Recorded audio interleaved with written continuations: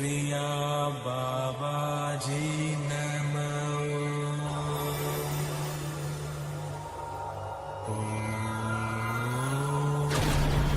Kriya Babaji Namo.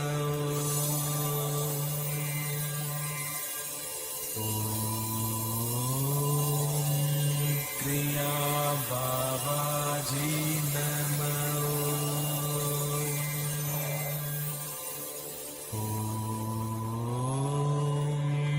Kriya Babaji Namo.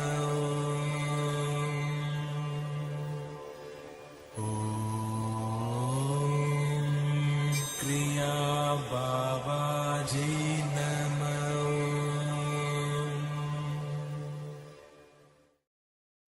Welcome to our May 21st Vedgurudev's Kriya Yoga Q&A Satsang here at the Kriya Yoga School. We're going to be answering all the questions from our YouTube chat. So welcome to all of our members and all the people joining us on YouTube chat. Also, before we start, if you're interested in Kriya Yoga, but you don't know where to start, we have a free Kriya Yoga school, which is freekriyayogashop.com. We have over 100 members there, so we welcome you to join us if you want a beginner's framework of how to start practicing Kriya Yoga. If you're ready to start practicing Kriya Yoga and you're ready to start doing the Kriyas with intense tapas practice in your sadhana and you need help, book a call with me. kriyayogashop.com. Click on the book a call button. A calendar will come up and you'll see the date and the time that you can get on a call with me.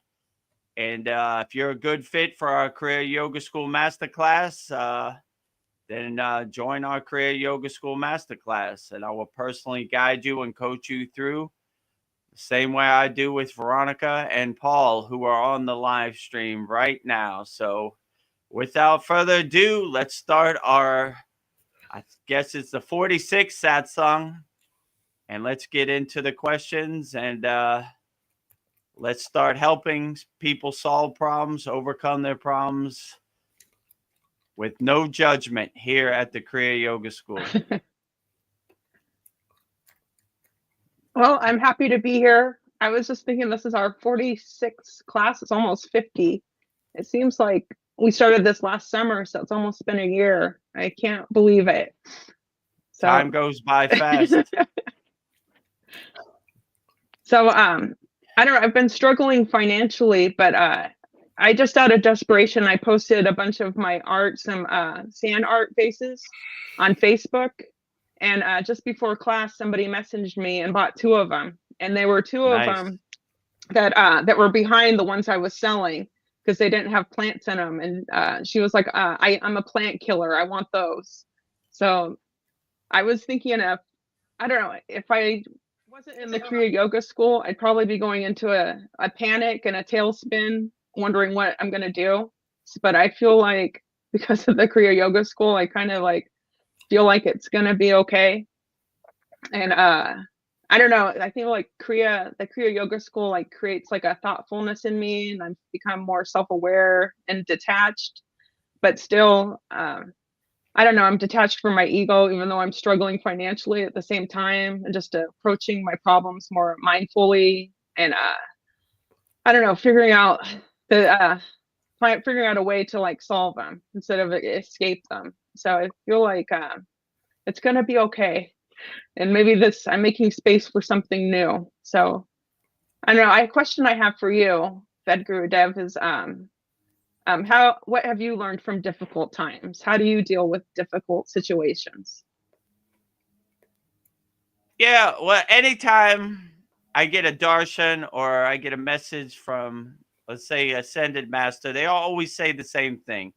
Everything is going to be fine. You have nothing to worry about. So I always kind of keep that in the back of my mind. But I understand it's difficult out there when you don't know when your next paycheck is coming or how you're going to pay the mortgage or how you're going to pay the rent or the electric. It puts a big burden, a rock on your back that is hard to let go of. But like, as Kriya yogis, we're kind of liberated in a state of moksha where whatever happens, happens. Like I'm not even attached to this physical body. So I'm definitely not attached to no physical material money. So we just kind of let what's going to happen and make our ultimate goal, our main focus, aligning ourselves with our inner divinity. Let's say it like that. You kind of realize that happiness is inside you as you. So you don't kind of search for it out there somewhere else. You kind of are happy with what you got in the present moment. I'm happy I got a roof over my head. I got food in my stomach. I got good health. I got a good mindset. No matter what happens in the Maya delusional world, or I was watching a video that I said in the Satsang, I kept calling the social media game the slot machine, right? Yeah. Social slot machine out there in the world, pulling that lever, ding, ding, ding, ding, ding. Everything is constantly stealing your attention. Everything is like candy for the monkey mind. Look over here, look over here, look over here. Like, but when you could really center yourself and kind of still your mind, these external meteorites kind of bounce off your atmosphere or bounce off your shield. You're not attached to it. So if you have a good mindset that happiness is inside you as you're less easy to be sold something that you don't need. And they don't want these people in this type of mindset. You control what makes you happy. So no one can tell you what makes you happy. Like, buy this Big Mac, it makes you happy. Buy the new iPhone 25, it makes you happy. Do this, buy a car. Your neighbors will think you're cool, like whatever. You're going to get girls if you have this nice red car, So you are less easily swayed because you understand that they're selling you like snake oil, or they're selling you like the Brooklyn Bridge, that they're trying to sell you something that they don't have. When you realize you have all the happiness you need inside you as you, all you have to do is realize it, then it makes their marketing, their subconscious, their psyop plans not work. So they want you to stay in a state of hypnotism, right? Where Yeah. But yeah, I understand it's tough out there. Most yogis, they just totally renounce the world. They don't want to work a job at all. They just ultimate goal is focusing on their inner divinity. So they just sleep in their cave and live by donations or whatever food they could get, but they're perfectly happy. And I would say they're in a more happy state because they're not even attached to their physical body, let alone their money or anything. Like I always say, my favorite story from Ramayana Maharishi, when he got to the place of his ashram, he took all his money and just threw it in the water and said, I never want to touch his dirty money again. And he got his wish. So like, if you have that kind of mindset, it really creates a clear path. So they spend their whole day just praising God, focusing on God, aligning themselves with God. That is their ultimate goal. But yeah, when you have that kind of mindset, you kind of don't care. Like, yeah, I don't have $1 million or I didn't win the lottery, but I'm pretty happy. Maybe I'm even more happy than people who have won the lottery because they have more money, more problems. But Yeah. I don't have money, so I'm not really attached to it. It comes, it goes. What can you do, So Yeah. I don't know. That's kind of like you have to put your hands on the steering wheel and start driving yourself. I was thinking when you were talking, like how powerful our thoughts are. Like we can make ourselves sick with our thoughts, or ourselves happy with our thoughts, and just like that thought, like, I know it's gonna be okay. Everything's gonna work out. Like, I don't know. Why Yeah, why do you that's why they say in yoga, never talk bad about yourself, because the water in your body is listening. So you always want to uplift your water and make beautiful shapes with the water in your body. And you never want to lower your frequency. You always want to raise your frequency. So no matter what you're going through in your daily life, always talk good to yourself and always uplift yourself and keep your chest out and your chin up high.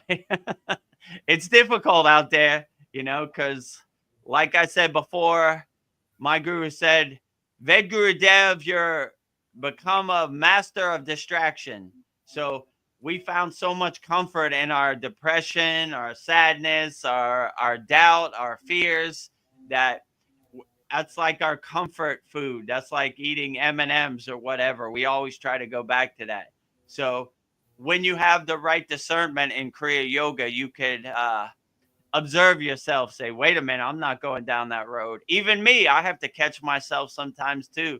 Like I find myself going back into that egotistical pattern and I say, wait a minute, that's not what we do anymore. Yeah. So it takes a little bit of mastery. It takes a little bit of practice. But if I could do it, anybody could do it. Yeah, I'll find myself getting annoyed with people and I'm start like talking bad about them and I need to stop myself because it could be me. I could be that person. So that's where I struggle. Like just getting frustrated with people. So Yeah, and you kind of realize no one's really going to happen the way you want them to happen. They're going to do whatever they do, and you really don't have no control. So why would you attach to something that you can't control? So you just, whatever, that's how you want to be, up to you. I'm not going there with you. I'm not going to roll in the mud with you pigs, but good luck to you. I'm not doing it, Yeah. But I find myself looking at other people too, and I was like, yeah, I remember when I used to do that. Yeah. I'm trying to grow. I'm not trying to get stuck in that same loop, that same pattern. I'm trying to be better than I was yesterday. So I'm trying to go forward, not backwards. So Yeah. but Like I feel compassion because I've been there. When I look at them, I used to be that guy. So if I could do it, anybody could do it, like I said in the beginning. But just take some little bit of work and a little bit of discernment and a little bit of self-observation when you step back from the TV and you don't really get attached to it. Like, okay, you almost got me. Like, I like when Krishna says in the Bhagavad Gita, your ego's always hiding behind that tree over there. So he's always around. He's looking for that door to come in. He's looking for your shoulder to dance on. And yeah, do that. Listen to me, So, but if you don't give him a platform and you don't let him in your house, then he can't really affect you too much. It's just like looking at a funny movie on TV. So if you look at your ego that the comedy show it is, then it can't really affect you. Yeah, so I'm kind of with you there, Veronica. Like financially, and a blessing did come to me also. So I think you could like make a living as an artist, and in my case, my business is kind of tanking, and I got this guy to come, and he offered to buy it, but then I was telling my older daughter about it, and she got me all worried. She's like, this could be, I don't believe it. This could be a scam. He's got all your financial information now, because I had to give him my social, copy of my driver's license. He's got my banking information so they can direct deposit checks. But, I didn't feel that when I talked to the guy. And plus, I was the one who offered him to sell. He didn't just come out of the blue and say, hey, I want to buy your business. That might have been fishy. But so, yeah. So just a couple days ago, I got a first payment. So that eased my fears. It's like, oh, he's legit, He's really going to do this. I'm really going to be able to work for him. I'm going to have the weight of the business off my back and like a steady income, and I can quit anytime I want. You know, I told him I'll work till the beginning of the year, and we'll go from there. You know, if I enjoy working there and you know, value what I have to offer, then we can renegotiate and maybe I'll just stay on. If not, you know, we'll see you then. But yeah, it solved a lot of problems for me. So, you know, it was a big blessing. So, Yeah. Oh, and congratulations, Paul. thank you. But yeah, Good. I've been watching, you know, a lot of lately I've been on like a Bigfoot skinwalker kick. I've been watching, you know, a lot of stuff about that. But the question is, and this is kind of, you know, like all the things that we now know that we didn't know before, that this in fact is, this world is like an illusion, and that there's just like a mind-boggling amount of things that are really taking place, yet we don't really see any of it. So how do we deal with the fact like that most of everything that we know has been a lie, that we've been played, and it's kind of scary. And there's also a fear of the unknown, you know, like I know probably dying will be kind of like waking up from a bad dream, and then I'll be in my true state, but like I don't know that for a fact. So, you know, there's like a fear of the unknown, and just a fear of like, what is this? You know, like if it's not what I thought it was, what is it? You know, so what would you have to say about that? You know, like I mean, I was telling my mother yesterday that my mother's like 80 years old. So I was telling my mother, like, don't have any fear or doubt or any baggage when you transcend, because you don't want that to follow you. You want to enjoy the golden flight, the divine golden airlines, the flight, travel light. Don't have any of these preconceived notions or expectations or any kind of fear or baggage travel with you. Just travel light as possible, my friend. But I wouldn't try to make sense out of any of it. I would just enjoy it for what it is. Like, finally, I get to ascend from this 3D physical hellscape. You know, all these Maya delusions, they don't carry over with you. So just enjoy the next chapter of your life, your soul's ascension, whatever that is. And I wouldn't try to make sense of it at all. I would just enjoy the journey, you know, look out the window of the divine flight and enjoy it for as much as it is. Like, I it's been kind of relayed to me, when you do ascend, you don't want to ascend with any of this, and nothing really matters when you do ascend.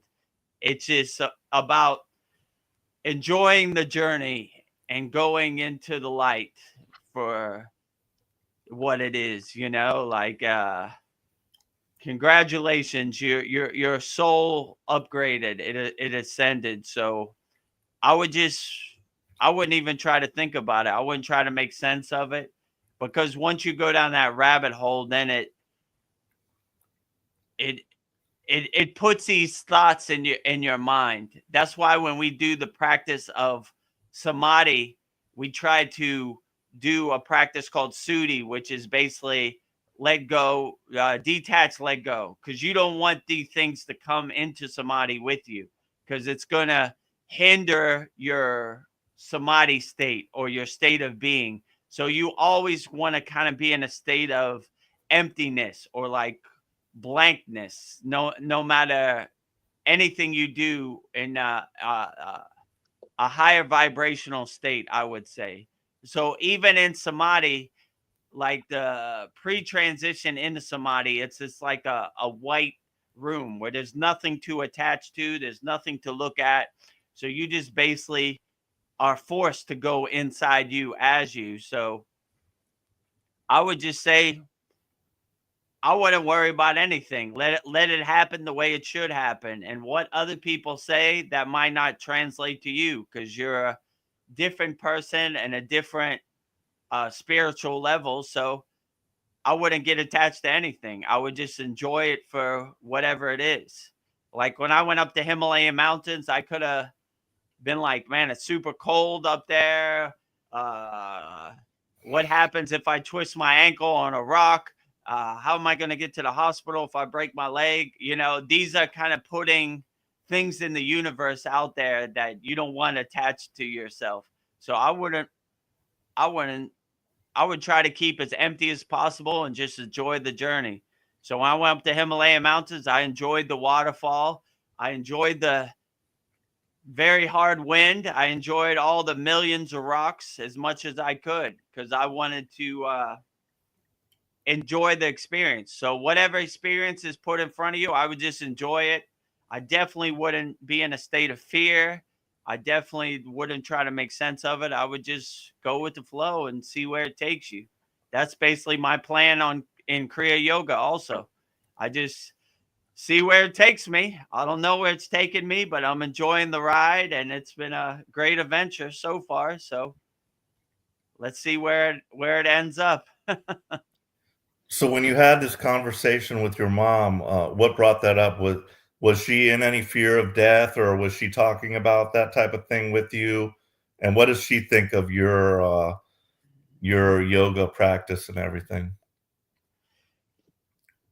I mean, she didn't bring it up. It just kind of came out of nowhere. Sometimes I get these darshans, you know. My mother is getting up there in age. She's 80 right now, and we're all not going to get out of here alive. Let's be honest. So my father, when did he die? My father died 5 years ago, so I didn't get the chance to have these conversations with him. So I basically prepare her. If something happens and I'm not, you know, it's going to take me a couple days to get back to America. If something happens, prepare your mind, be in the right mindset, and basically don't be in a state of fear. Congratulations, you won the divine lottery. You're ascending. All Kriya yogis, majority of their songs are all about transitioning into a state of Mahasamadhi. So all the songs we sing are basically, I can't wait to take the golden flight. Some yogis like Yogananda, they just say, tomorrow, this is going to be my last day. So say your piece, you know. Then they physically transcend when they want to. It's called Mahasamadhi. So I don't know. Sometimes I just say stuff that just comes up. Like when I come on the Satsang, I don't really have anything I had prepared to say. I just say what comes out. So I just told her like that, just in case, do me a favor and make sure you don't carry no baggage with you on the divine flight. Travel light, my mother, you know, like no fear, no expectations. Don't try to make sense of it. Yeah, forgive everything, let everything go. Like whatever happened, that's the way it happened. It was all how could I say this? The spiritual wrestling predetermined. You know, it happened exactly the way it should be, and I'm grateful for the way it did happen, and I have no doubts or anything. And if you get in that state, it'd be harder for you to come back also. So I did everything I wanted to do. I feel pretty good about it. And well, Vedagurudev, you got to go back because of this. No, I'm good. I did it. I did it as best as I could. I don't know what would prove going back. So I would just say, in my mother's case, it's more prepping her to get ready for the inevitable, which is going to happen to all of us one day. So she knows I'm on the spiritual path. She knows I'm a yogi. My mother's like a Southern Baptist Christian. So like, she believes in Jesus and all that. And I respect it. I like Jesus also. So, yeah, so she would like me to be more on her football team, but this is my path that I have to walk alone. So I I don't want no one else's God becoming my God. Let's say it like that. So I'm trying to figure it out for myself. And whatever God resonates with you, that is the best God. That's actually one of the Satsangs I edited yesterday. I think it was which God is the best. And I said in the beginning, there is no best God. Whichever God works best for you, that's the best God. I don't know, I mean, it's all a spark of divinity anyway. So whichever God works for you. Yeah, I don't want no one to tell me. I don't want other people's God to become my God. Let's say it like that. I'll figure it out for myself. Whatever resonates best with me, that's what I would say, so. Yeah. So I've heard it said that like Earth is like a school. And I've heard like this is one of the toughest schools. And like for us to be here during the time of what I would call the Great Awakening, I've heard there like are millions of souls, and like the ones that are here are like the best of the best, and that there's like tons of souls that just want to come here and do this. Of course, it doesn't seem like that when we're here, but I've heard that. I've heard like, yeah, the angels and whatever, they like look at us and they're like, wow, these guys are really doing it. Would you agree with that? I would agree with that. I mean, my intuition tells me that that's true. And sometimes I do feel that, like, Vedagurudev has a tough job. He's on the front line. He's he's holding up the white flag. So he's almost like a spiritual hero. He's doing the real work, right? And my gurus told me anybody can meditate in a cave. Anybody can meditate in the forest. But when you really master meditation and calmness and stillness, you could meditate in the center of New Delhi or in the middle of Times Square, because you have achieved such mastery in the chaos and the distraction that nothing could really affect you. So I like when they say in yoga, even if it's the end of the world, don't let nothing shake your samadhi. So no matter what's happening in the external Maya delusional world, you just always keep that calm, centered, inner stillness state. But it takes some practice, because the distraction, the psyops, the subconscious messaging, the hypnotism. Wow, it's powerful, right? Like if you don't have some tools in your toolbox, like what we give you in our Kriya Yoga School, it becomes very difficult. You become almost a slave to your delusion. Let's say it like that. You start to love the chain that enslaves you. So yeah, I would definitely say it takes some practice, but like I would say what you say is true, that sitting in a higher dimensional plane where there's no murder, war, distractions, lower emotions, lower frequencies, and just relaxing in your higher plane isn't really doing the hard work, the heavy lifting. So I would say, in my perception, to the people who aren't doing the heavy lifting, seeing someone who's on the front line holding up the white flag, helping people, trying to bring light to the darkness, trying to be a lighthouse to boats that have lost their way out there on the sea is a beautiful thing, and is a well-respected thing. And in my perception, I can't say this for sure, in my opinion, higher frequency beings respect it because you're doing the hard work. You're doing the heavy lifting. You're not talking about it, you're being about it. That's why I like when I say in Kriya Yoga, we are action yogis. We don't talk about Kriya Yoga. We do Kriya Yoga. So we're actually doing, we're actually leading by example. We're actually living it. We're actually doing it. So I would definitely say that what you said rings true to me also. Great. Yeah, I had a nice encounter today with a customer. So this guy was a naval aviator, Vietnam War era. So he came in and he saw my hats and he was like, "Oh, Navy." And he was old, white hair and big, and kind of, you could just tell he was pretty old. But so yeah, we had a nice discussion and told we like to call them sea stories, about stuff we had done.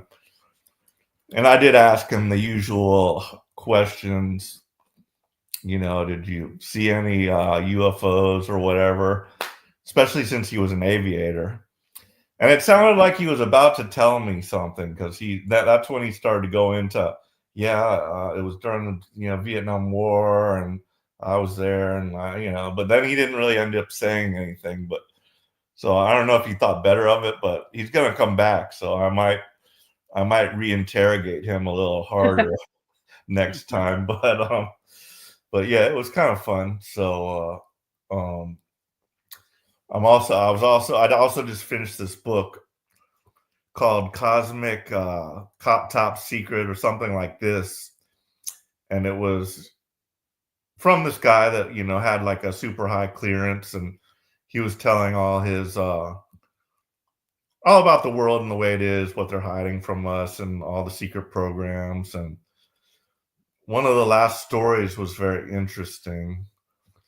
And he was telling about this rancher in the desert Southwest that had found some kind of cave or something. There were some artifacts or something in there. And, he turned it over to the government. He said, "Hey, I found this out on my ranch." And of course the government came.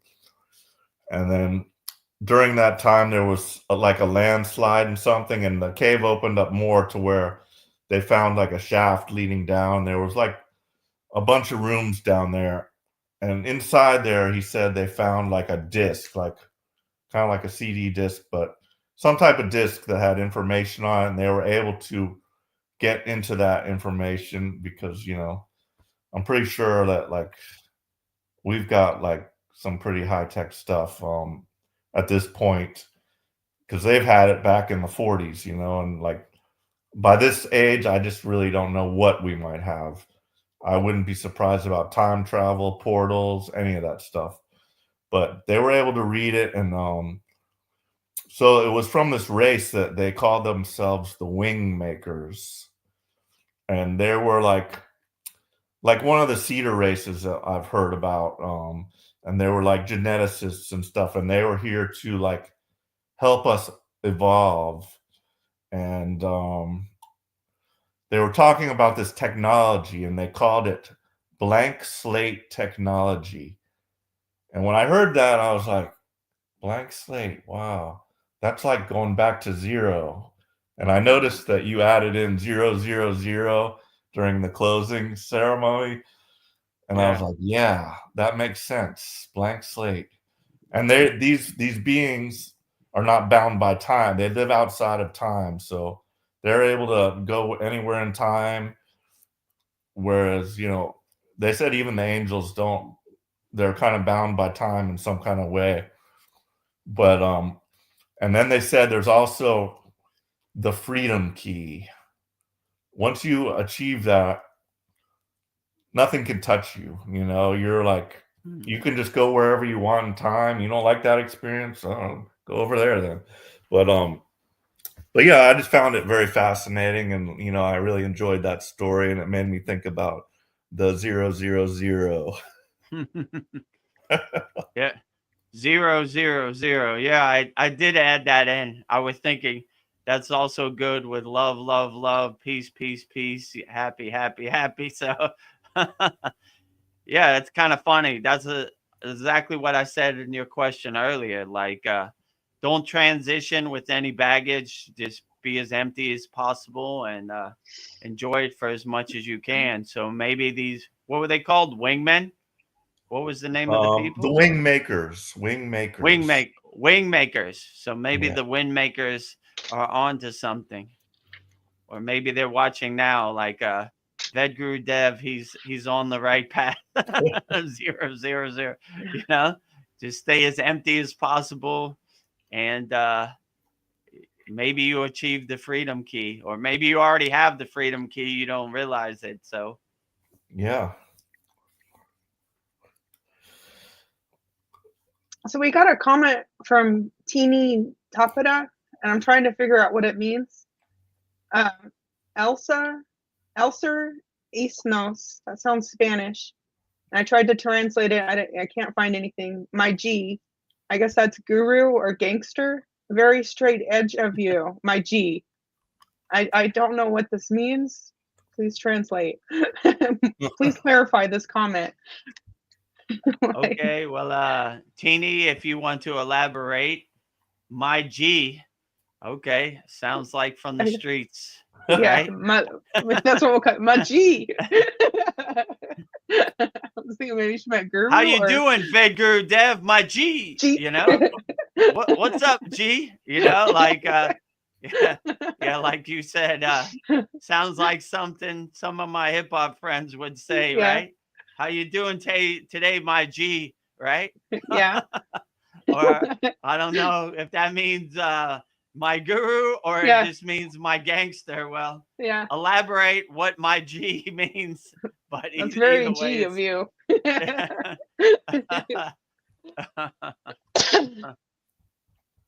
Yeah. So anybody has any questions or any problems they want solved or overcome, put in the YouTube chat. No judgment.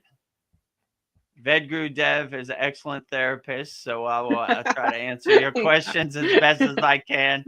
You know, On the job no training. judgment. On the job training. Give me the opportunity to help solve your problems or overcome whatever you're going through. Well, I've been seeing a lot of videos of your guru on Instagram, and they're very, Nice. very great videos of him. Yeah. Whoever's I seen them too, actually, about Yeah. the Kumbh Mela and everything. Yeah. Yeah, and at the end he says, "I love you," and I believe him that he loves me. Like, I love you. Well, he always says that, right? I love you. I love you. Love, you know, that's where love comes from, right? Love you, Babaji. Love you, Babaji. Love you, Sai Baba. Love you, you know. You know, like I said before, there's no limit on love, right? It's not 5 beans in your hand. I only have these 5 love beans. I got to keep them, you know. Nope. Give love as much as possible. Say it as much as you can. Give it as much as you can. Love you, love you, love you, love, love, love, love, love the whole world as much as possible. Here's an interesting thought. Thinking of love, like if 2 twin flames have a child, is their child one of a twin flame too? Part of their, I don't know if, in I don't know, is that a child born from twin flames, do they have an advantage in this world, I wonder, being born of like true love? Yeah, I would say probably. They'd say in yoga, being born into a yogic tradition is a true blessing, or being born to a yogi is a true blessing. So they would say that on the higher astral plane, people are waiting in line to be born into a yogic spiritual tradition. So I would say if they have techniques like brahmacharya. So if you and your twin flame have a child together, they have techniques to kind of raise the vibration and make that child be born of inner divinity, more being born self-realized more, or like hurried up on the path, you know? I've never really seen it in person, but I'm probably physically sure that certain yogic traditions or parampara, when they do have a child, they make a conscious effort to clear the path for that child as much as they can by raising their vibration and making their child be born as already enlightened on the path.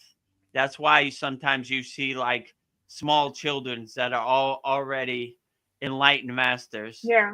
So maybe that technique was administered, but the hardest thing on the yogic path is finding a twin flame to First you gotta make that find them. super flame. You know, there ain't too many. Yeah. You know, and the problem with when you get on the path of Kriya yoga or a yogic tradition or any spiritual tradition,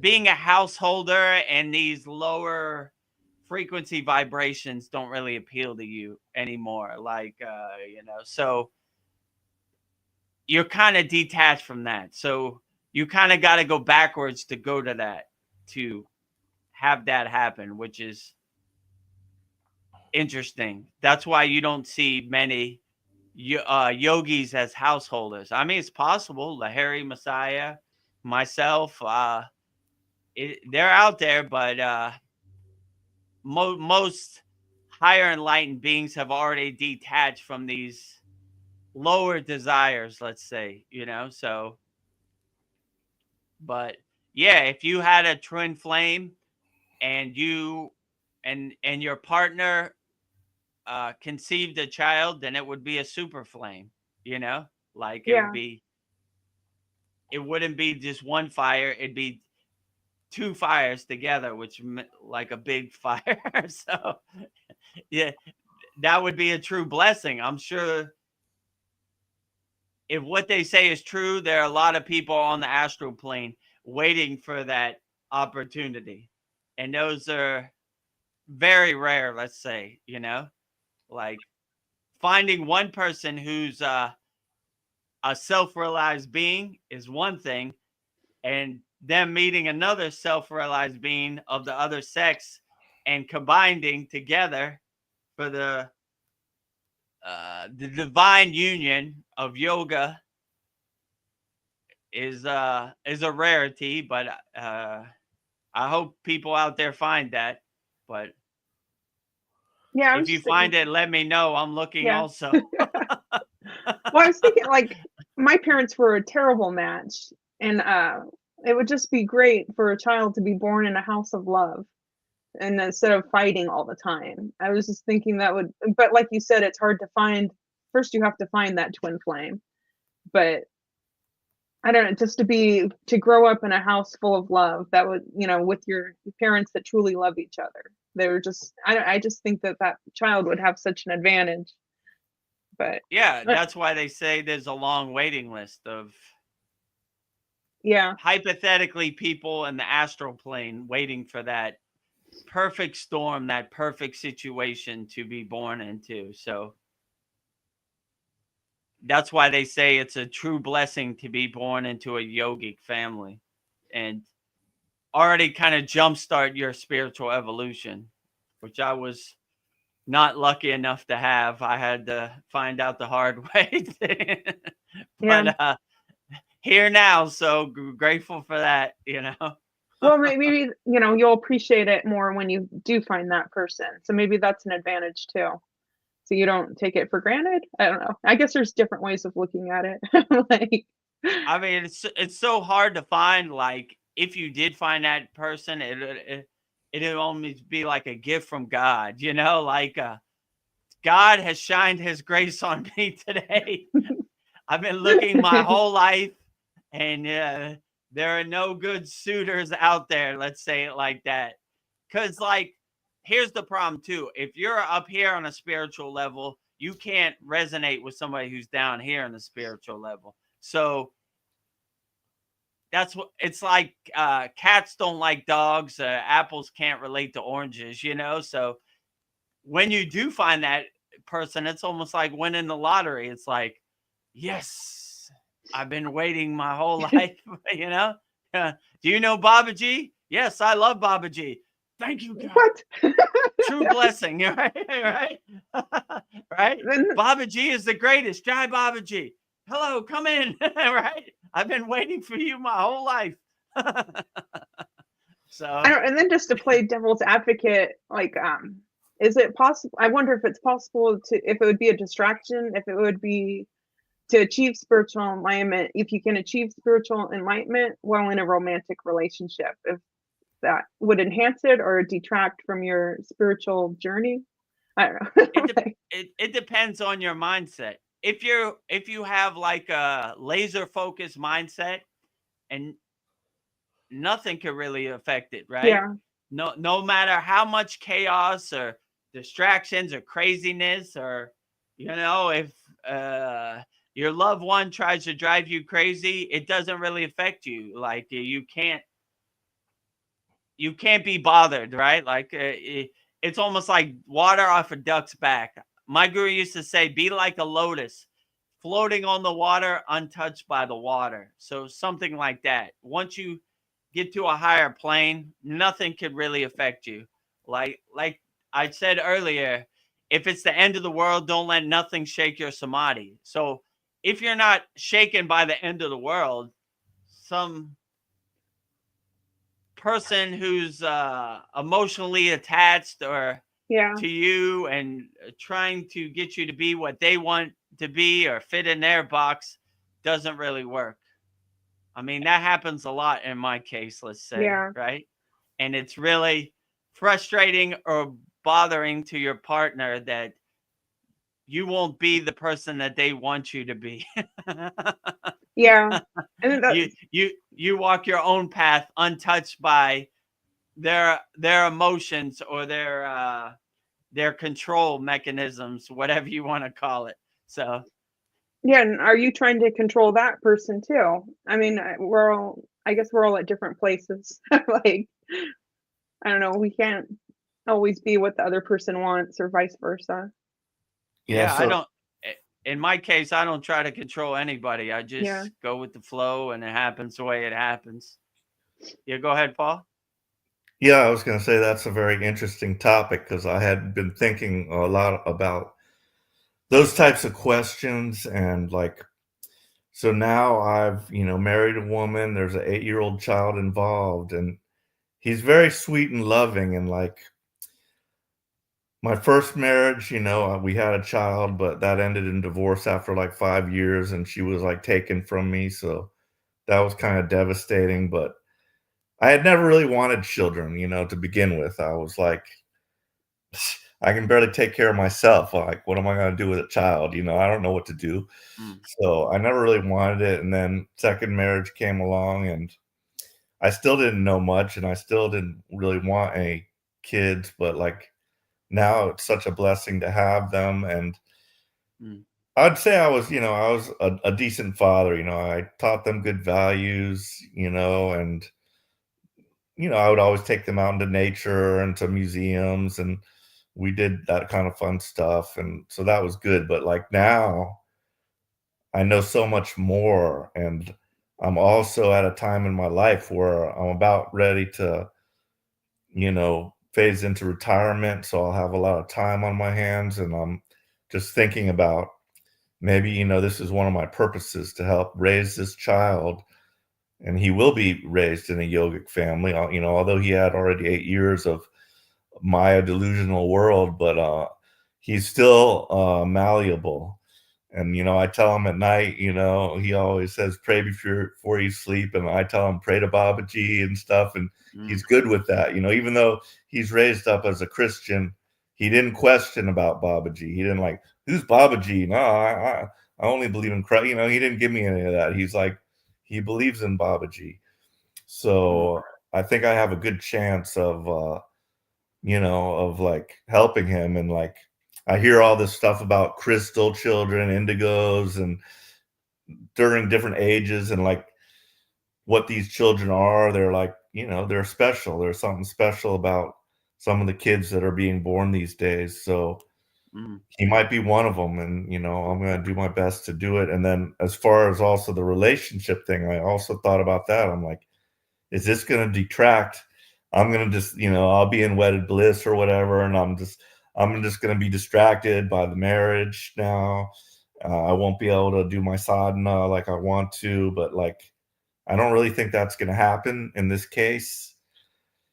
And I was worried about, because we don't have a lot really in common, but, you know, I did tell her about all my crazy theories and things like that before we got married. And she's good with it, you know, and she's good with yoga. And I asked her about God and stuff. And, you know, it's, you know, there's just one God, and it's really all the same. So she's good with that. And I think the fact that we don't have so much in common is going to help me, give me like the time that I need, because we won't always just like want to be together or geeking out on whatever UFO stuff. And I'll still have the time to dedicate to my practice.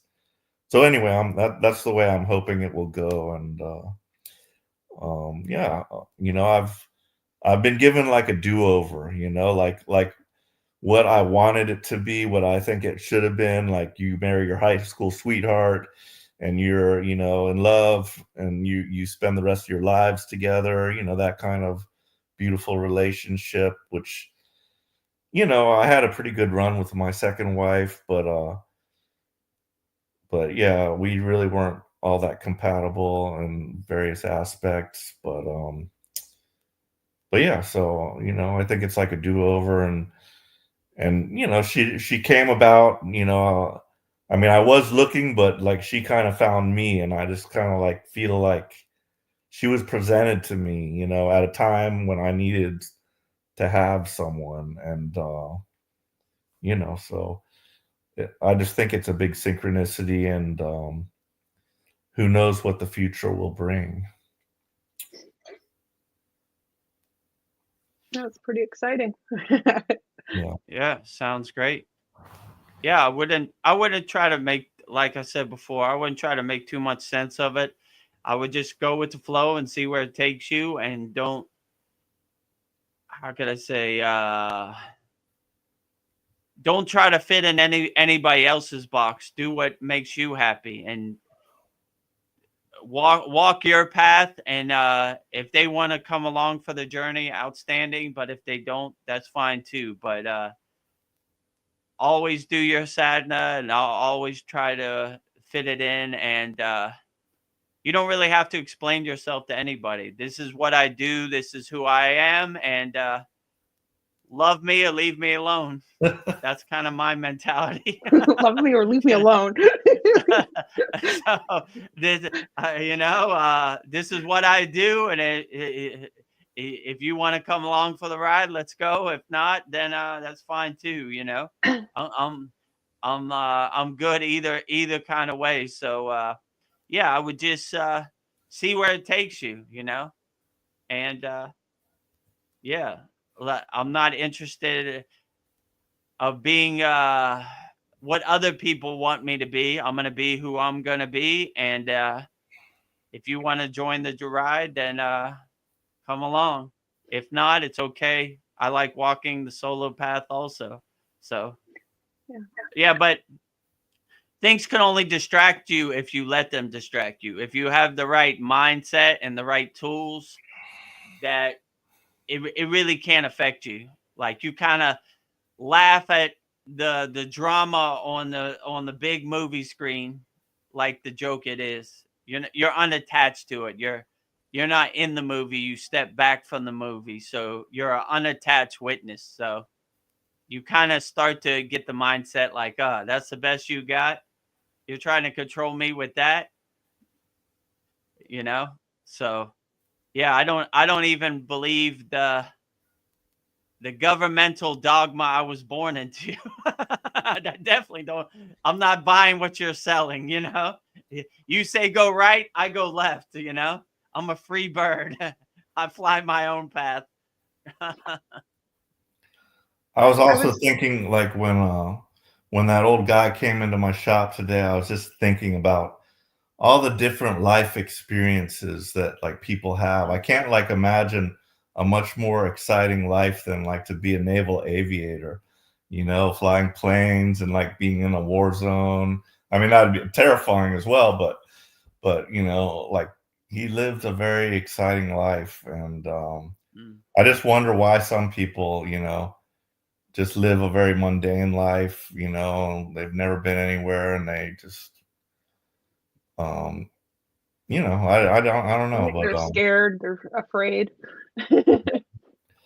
but when you're Yeah, young, you think you're bulletproof.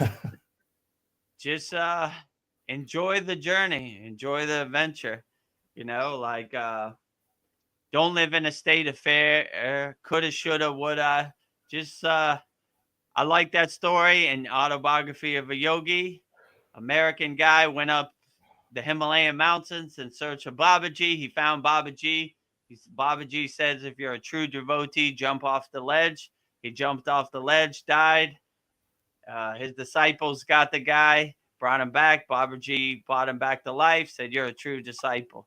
So I really relate to that story because I think that story is me in my egotistical perception. So I always jump off the bridge. I don't even think, like, try to make sense of it. Like, all right, let's do it. You know, let's see what happens. Let's see where this takes me. And what's the worst thing that could happen? Nothing really. So let's do it. So if you don't live in a state of fear, then it's hard for you to be controlled by fear. Let's say it like that. So they're always saying, we're fearless yogis. They always say that. Live in a state of fearlessness. No matter what happens, you're unaffected by anything, you know? So I try to keep that fearlessness practice in my toolbox, you know, like, oh, look, abominable snowman in the Himalayan mountains. Who knew? All right, going back to sleep. Have a nice day, Yeti. Yeti. Oh, fairy. Oh, keep flying, you know? Good for you, right? Oh, this guy's levitating. It is possible. Who knew? All right, going back to sleep. So just kind of become the detached witness and just kind of see where it takes you. That's my plan in Kriya Yoga. So I know some airborne people, and my policy is I'm not going to jump out of a perfectly good airplane, so I don't know if I'd jump over the cliff. I mean, that's a good concept too. It's whatever resonates with you. If you're like, well, there's no need to jump out this airplane unless I have to, unless it's going down. Well, let's stay in the airplane. You know, use your own discernment and make your own decisions for your life. That's probably the best advice, you know. Some people would jump off the cliff. Some people prefer to stay on the cliff, enjoy the view. just decide which one you are. That's the best advice. so this conversation just made me think of a question, like what do you think it means to be truly human? Just to like live in a state of fearlessness, or yeah, what does it mean to be truly human? Like human in the physical form or the internal form? Like Internal, like what are we supposed to be as humans? What would, I don't know, what's our to be truly human? like your I guess, true inner potential. yeah, Like I would say your true inner potential, just to be loving, is kind and unattached to the Maya delusional world as possible. Like I like when they say in yoga, neti neti, which means not this, not this. So most yogis look at their own body like changing clothes. So if they're not attached to their body, they're definitely not attached to whatever the narrative is on mainstream media or who won the NBA championship. They don't care about none of that. So like just to realize your true inner potential. They also say, I am not this body, I am not this mind. So they're not, that's kind of an affirmation that they say to train their mindset to not even attach to their body. So I would say your true inner potential is Satchinanda, absolute being, absolute consciousness, absolute bliss, realizing a higher state of being, existing, letting your soul shine, not attaching to things that don't serve you in the present moment, just letting your inner divinity and every cell in your body shine as bright as possible, and focusing on your inner divine light, making it come to the forefront, and making all the things that don't serve you go to the background. So that would probably be the best way to realize your inner potential, and just be grateful and have gratitude for everything that happens to you in the present moment. Wake up with a big smile on your face, enjoy the sun, enjoy nature, enjoy love, enjoy the prana and the atmosphere, enjoy all the finer things in life. Just be a bogar, be an enjoyer, like Bogan Antar. And if we can do that, do you think that would be like living a meaningful life, to just live life like a Bogart to the fullest, and to be kind? Yeah. I don't know, being all the great things that humans can be at their best. Yeah, if you did the best you could, then you would have no regrets. You would you would not have anything you were how can I say, like how can I put this? Like if what Chad said, if you go before the council of elders and they were like, you ate a cheeseburger when you were 10 years old, you wouldn't care. I did the best I could with what the tools I had. And I think I overachieved better than I should have.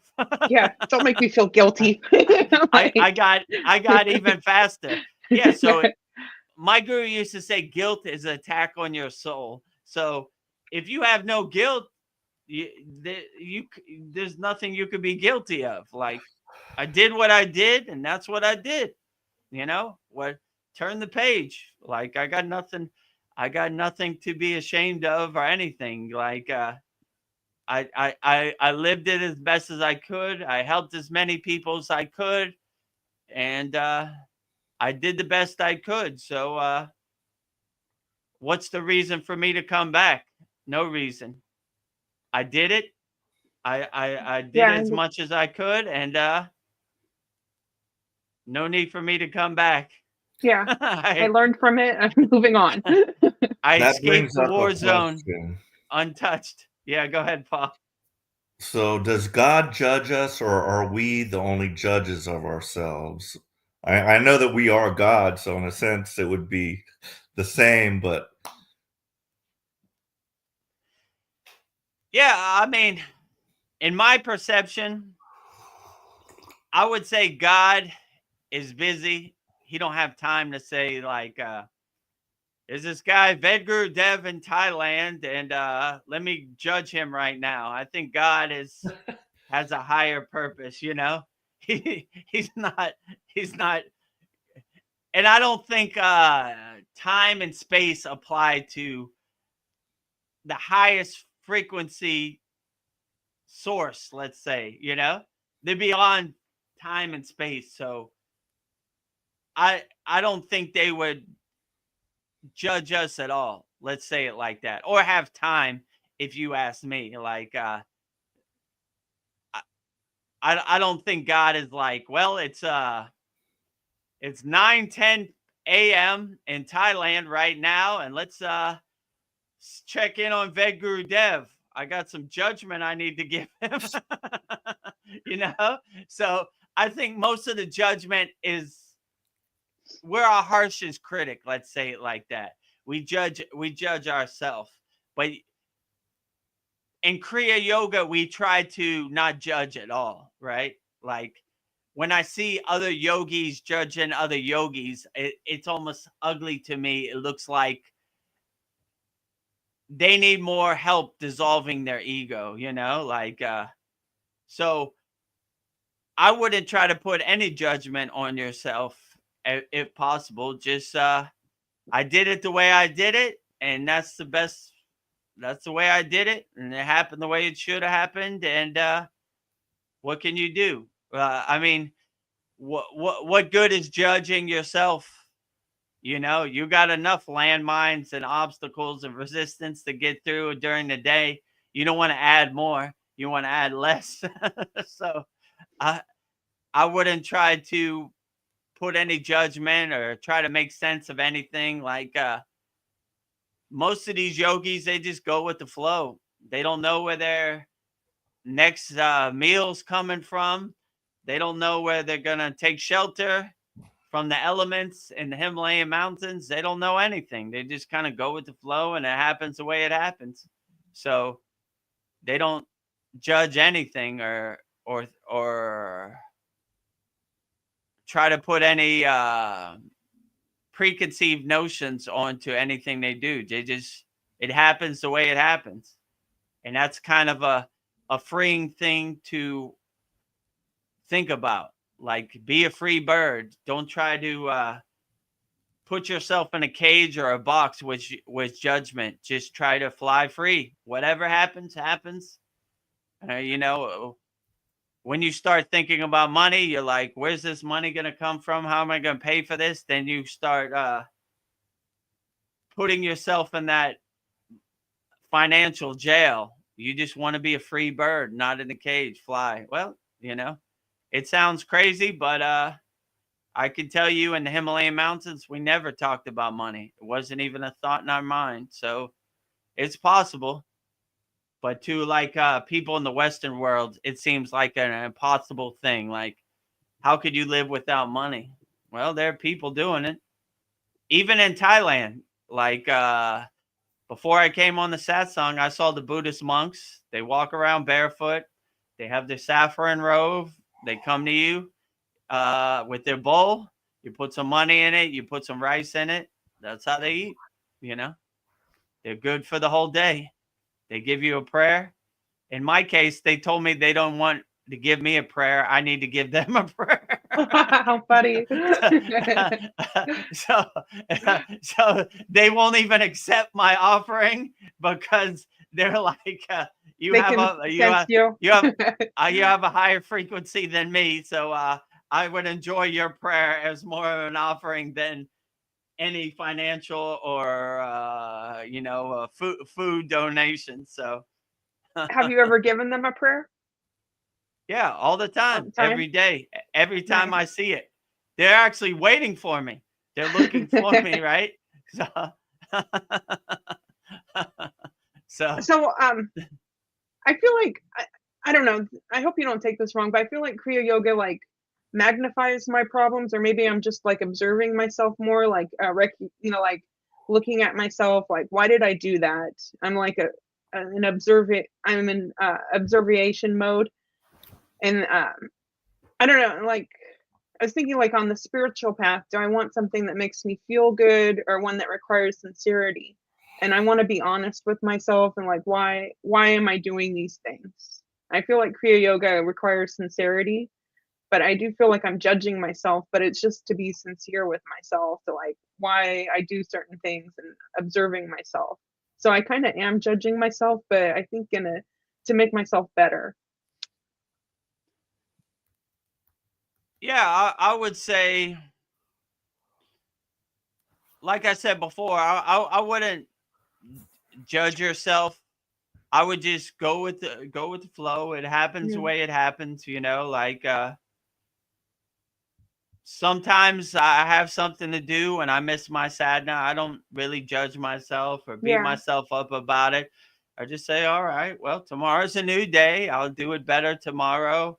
But I would definitely say that Kriya Yoga gives you the mindset of like a detached witness. You kind of step back from the TV and you become more of a detached witness. Like you kind of observe more things with awareness than without judgment. So I wouldn't think about it too much. Like even sincerity, I would just try to do your practice, your sadhana, as wholeheartedly as possible, and where it leads you, that's where it leads you. And I don't try to make sense of any of it, to be honest with you. This is what I do, and this is how I do it, and this is how it happens. And I just kind of enjoy the process. I don't really try to make sense of it at all, really. So you become more of a detached witness, and you kind of self-observe yourself, but not even observing yourself as like in a judgmental way. Like, I wasn't too proud of that I did today, but it's okay. Tomorrow's a new day. I'll do better tomorrow. I'll try to be 1% better than I was today, and that's all I can do. I'm not trying to be 100% better. You know, like Patanjali says in the Yoga Sutras, the line to God is not straight, it's a zigzag. You fall off, you get back on the path, you dust yourself off, you fall off again.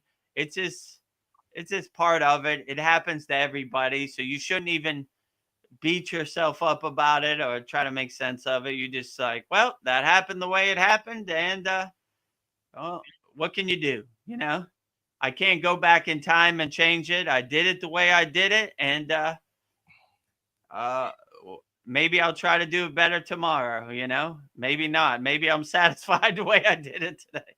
You know, just keep going. It's a constant evolution. It's a constant spiritual growth. So even when you self-observe yourself, I wouldn't observe yourself in any kind of judgmental way. I would just be like, well, you know, that's okay. I did it the way I did it, and that's the way it came out. So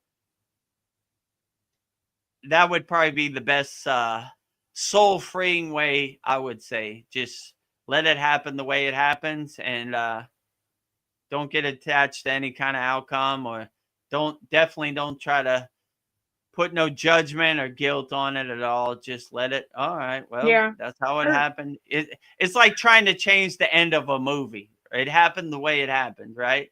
Like no matter how you wanted the movie to end, it ended the way it ended. And if you have that kind of discernment, you would just be like, well, that was interesting. That didn't happen the way I thought it would happen, but I enjoyed the way it did come together at the end. So I don't want to judge myself. I think I'd rather I'm just being honest with myself and just move from there.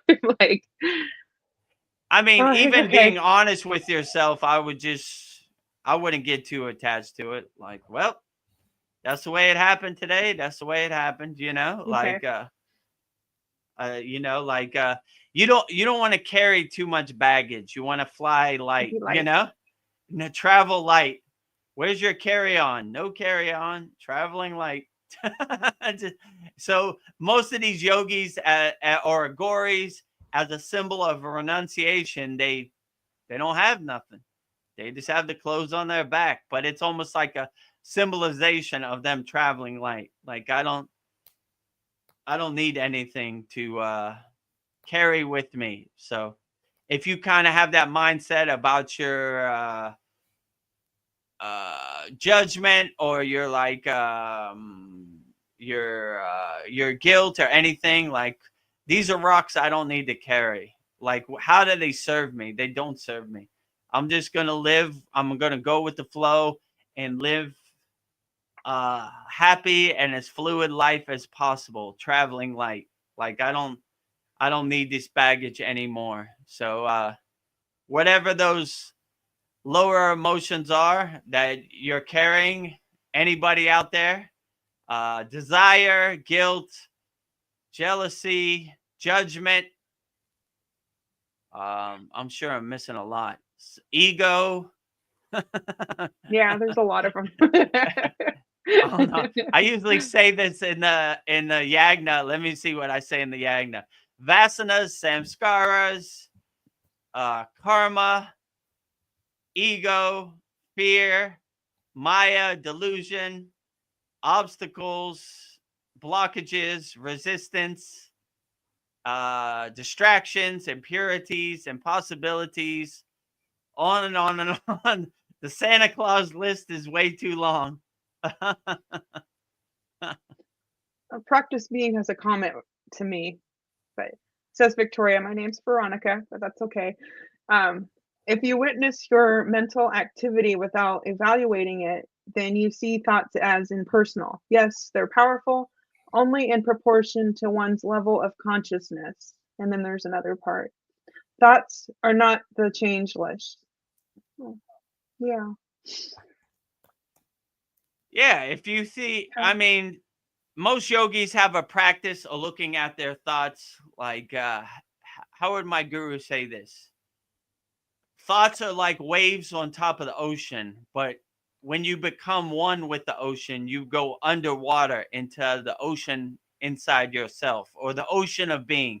So once you're underwater, you're unaffected by the waves on the top because you can't even feel it. You have no clue. So once you start to detach from your thoughts and let these thoughts go, then they really can't affect you.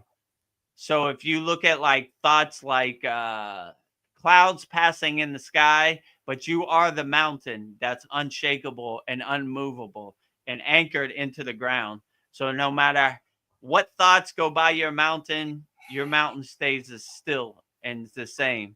No matter how bright the sun is, your mountain is unshakable by the sun.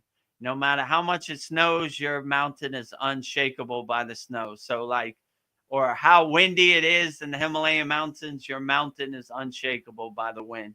So if you could kind of visualize your thoughts like that, just passing things in the sky that unaffected by you, and you begin to realize most of your thoughts are unimportant anyway. Like, Yeah. who cares what Kim Kardashian wears to the Grammys?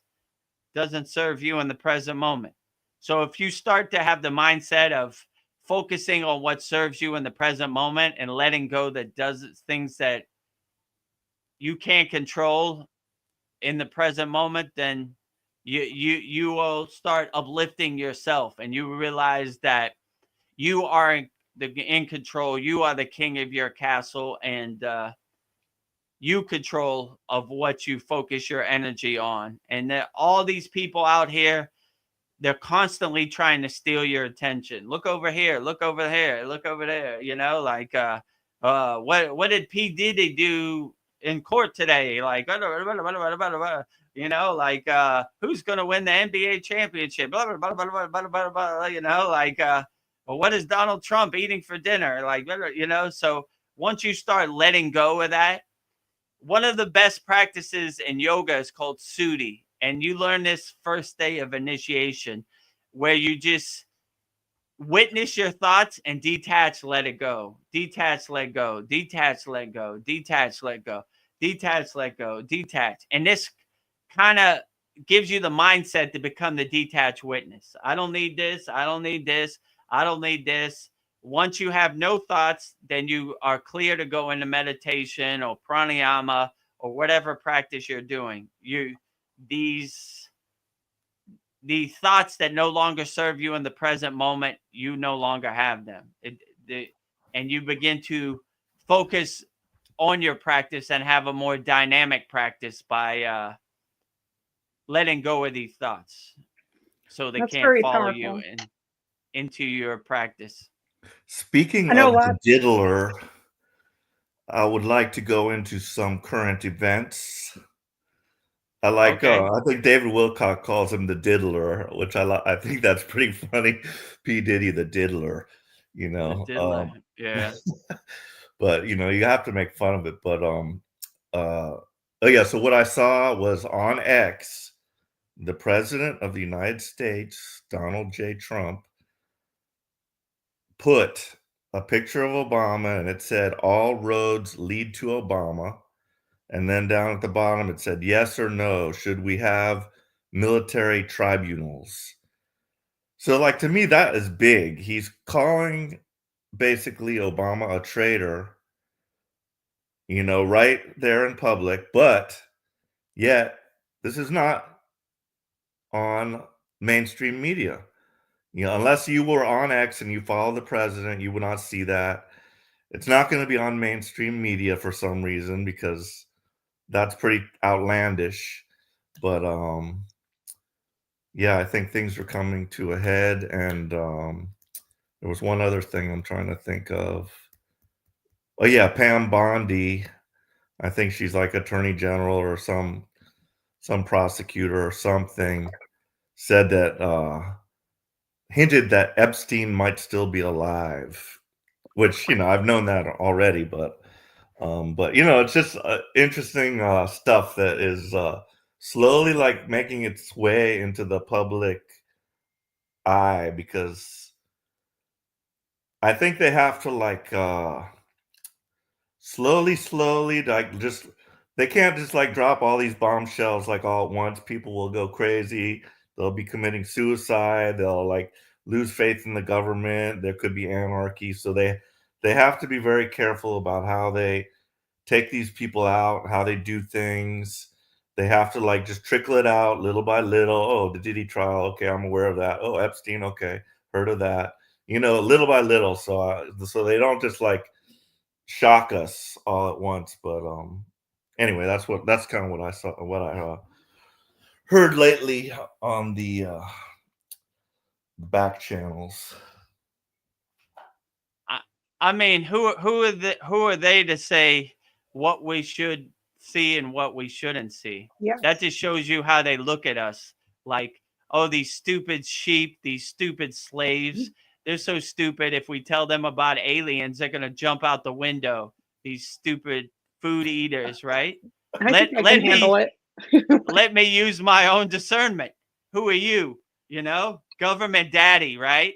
Like, let me tell you what you think. You nice little slave. No, thanks.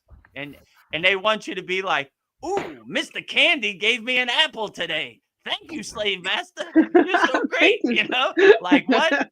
You know, like, give it to me. I don't trickle it out. All right. If Like, the truth will set you free. If Epstein is a child molester, that wouldn't surprise me. Most of you probably are bad people. Yeah. Who wants to be in who wants to hurt child? Bad people.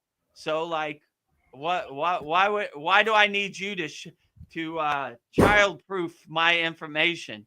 You know, like, it's not going to surprise me. Like, you know, like, you're too stupid to understand aliens. So we're not going to tell you what. Let me make my own decision, right?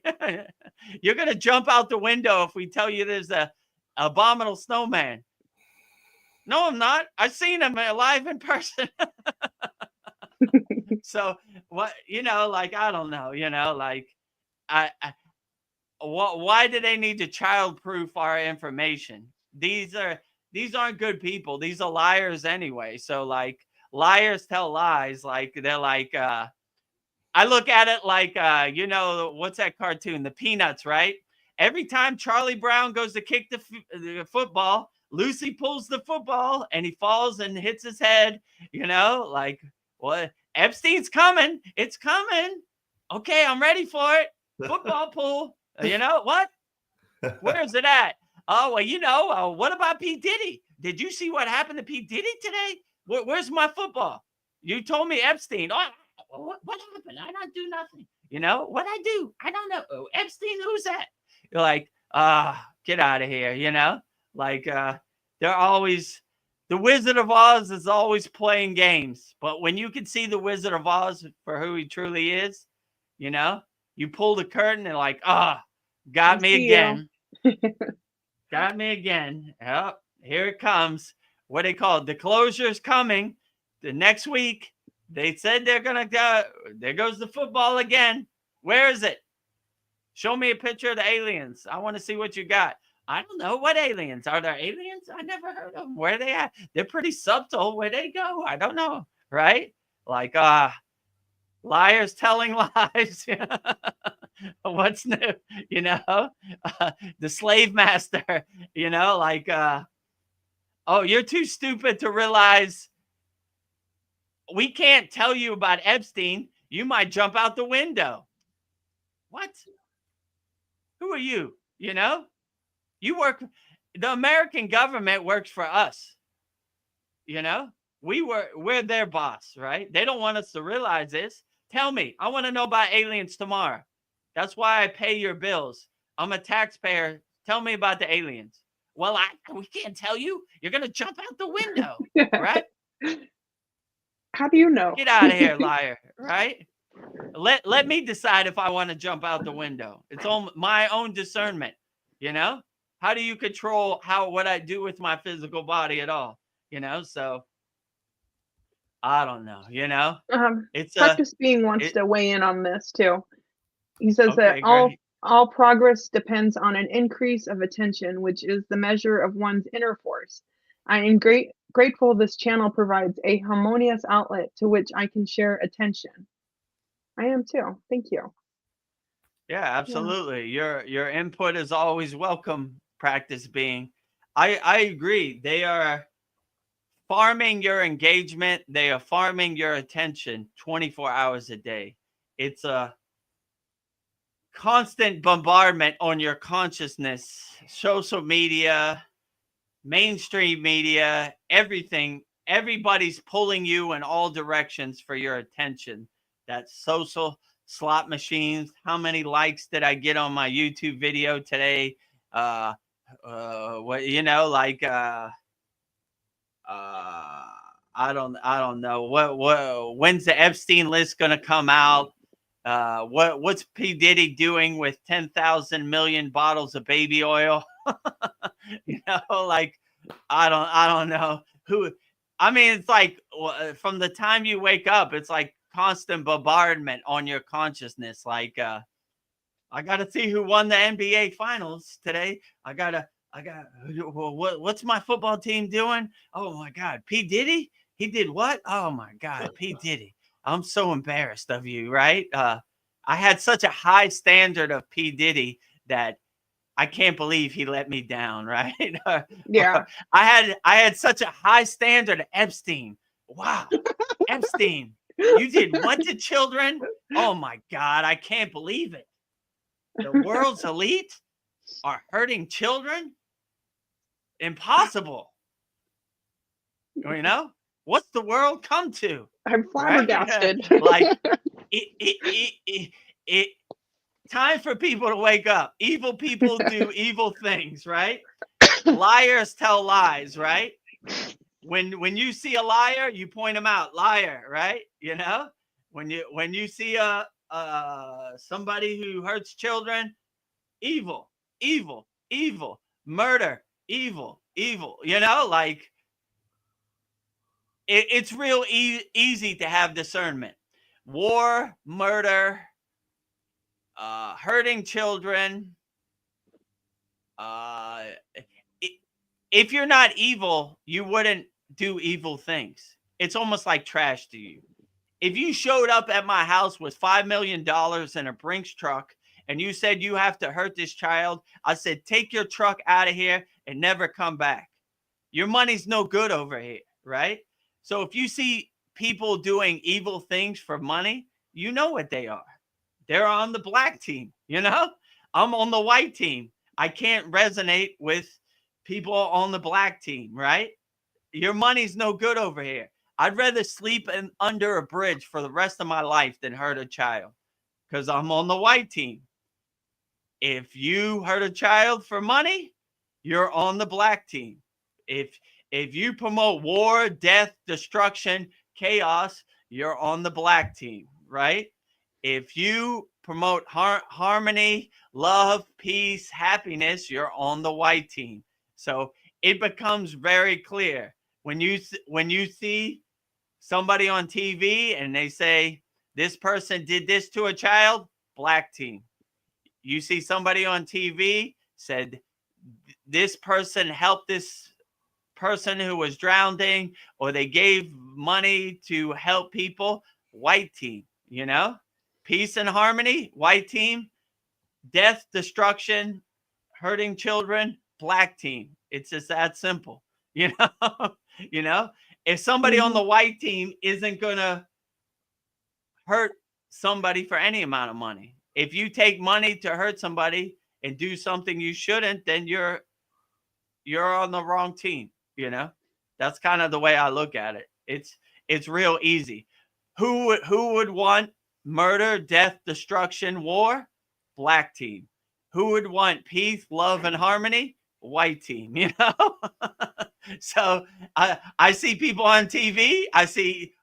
I don't try to make sense of it. Why would he do that? Black team. Why would they do that? White team.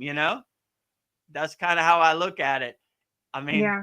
it's pretty cut and dry in my book, but I guess I'm a different type of yogi, right? Well, I want to keep my soul as light as possible, not heavy as possible. But I'm thinking my soul is the only thing I take with me. I'm looking at the long game, but people are thinking they're immediate, what they want immediately. I don't know. They want to take a shortcut. But I think these are new souls who haven't learned. They just want it. It becomes an ego play. Me, my, I. They don't have any compassion. They're new souls. They haven't been around long enough. They haven't upgraded. They haven't learned. They'll do anything. They'll step on anybody to get what they want. These are new souls, rookie mistakes, right? When you become an older soul, that's trash to you. Like, that's a new soul mistake. That's a rookie mistake, right? Like doing stuff to hurt your soul for money. And I agree with you. You want your soul to be as immaculate as possible when you transcend, right? And you don't want to have any baggage or anything you regret, So if, like I said earlier, they open the book for you. Vedagurudev, you ate a cheeseburger at 10 years old. Yep, I did it. Turn the page. You helped too many people with your Kriya yoga school. Yep, I did it. Turn the page. You were as loving as possible. Yep, I did it. They're going to just be like, all right, we don't even need to talk about it no more. Come on in, So, or you could have a war and peace book about this big. Remember that time you hurt that child? Oh, yeah. Oh, God. Damn. All right. I guess I'm not coming in. This is going to be a long one, right? So why do that to yourself? Money is, to a yogi, money is this kind of almost fairy dust. Like, it's like fun coupons. Like, if you're not attached to it, you don't even care. And you can't be controlled if you're not super attached to money. So like I said, you could show up with like, I don't know, 1,000 gold bars at my house. And they'd be like, oh, you got to hurt this child. I'll be like, nope, get out of here. Not your money's no good over here. Well, you're going to have to sleep under a bridge tomorrow. I'm going to sleep under the bridge and I'm going to go to my happy place and I'm going to be as happy as possible. But my soul is going to remain immaculate, So yeah, that's what I would say. But yeah, so that was a pretty long rant. no, it was good. I surprised myself. White team, black team. I don't even know where that came from, but that's a good one. Mark that down for the Satsang. Yeah. White team, black team. I was thinking about your analogy, like if a tree falls in the woods, but you're not there to see it, did it really happen? So thinking about all the evil that's going on in the world, that I hear is going on, but in a sense, it's really not part of my reality because I've not physically seen anything done, so I'm just wondering about all that stuff. I can't imagine a soul you know, in my opinion, you know what's going to happen to you when you come down here. It's like, okay, you're going to have this experience, blah, blah, blah. I agree. I picked my parents. I'm going to go there and you're going to do that. Like, I can't imagine like choosing an option where I'm going to be like tortured or anything like that. And I've also heard of non-player characters being a part of our reality. Like maybe they don't have a soul, but it's a being, you know, run by the computer, by God, by whatever. Like I'm just wondering if that exists. And like, yeah, I don't know how to, you know, I don't know whether to, you know, whether this is really taking place or not. You know, it's just like I talked to a cop the other day. We had a long discussion. He was in my shop for like an hour and a half, and he was telling me some of his experiences. And my God, I could not deal with seeing like a mangled body. Like he told me this kid had just got a car and you know, and he ran into like a median divider thing and it cut the car in half, and there was a girl in the back that got beheaded and his body was like sliced in half kind of. And he said he has to compartmentalize his brain because he would not be able to really handle that. He has to like be like as you said, an observer. He just has to like somehow like in your brain you got to compartmentalize that. So I couldn't imagine being like an emergency responder that has to deal with these types of things. So what do you think of that? Do you think there might be non-player characters, or you know, what is this? I mean, this is a tough question. I really can't answer. I mean, if there are non-player characters, don't really let it affect your discernment. Be the best person you could be, and kind of, all right, well, if that soulless avatar did something, that's all. That's their karma. I don't want no part of that. And I don't know. It's a good question because would these soulless avatars, these NPCs, be put here to put some road bumps in our spiritual evolution, to test us, to see how we would pass the test? I mean, could be, but I don't know. I wouldn't really try to make sense of it at all. I used to really try to make sense of this, and it just gave me a headache, let's say, right? Like, why this, why that? Now I just go with the flow and let it happen the way it happens. And I'm like, well, if there are NPCs out here, let's get to work. I'm ready to dance with them today if they want to dance. If they don't, they don't. Usually they don't want to dance with me. I was Anytime I want thinking to of it. dance, I have no dancing partners.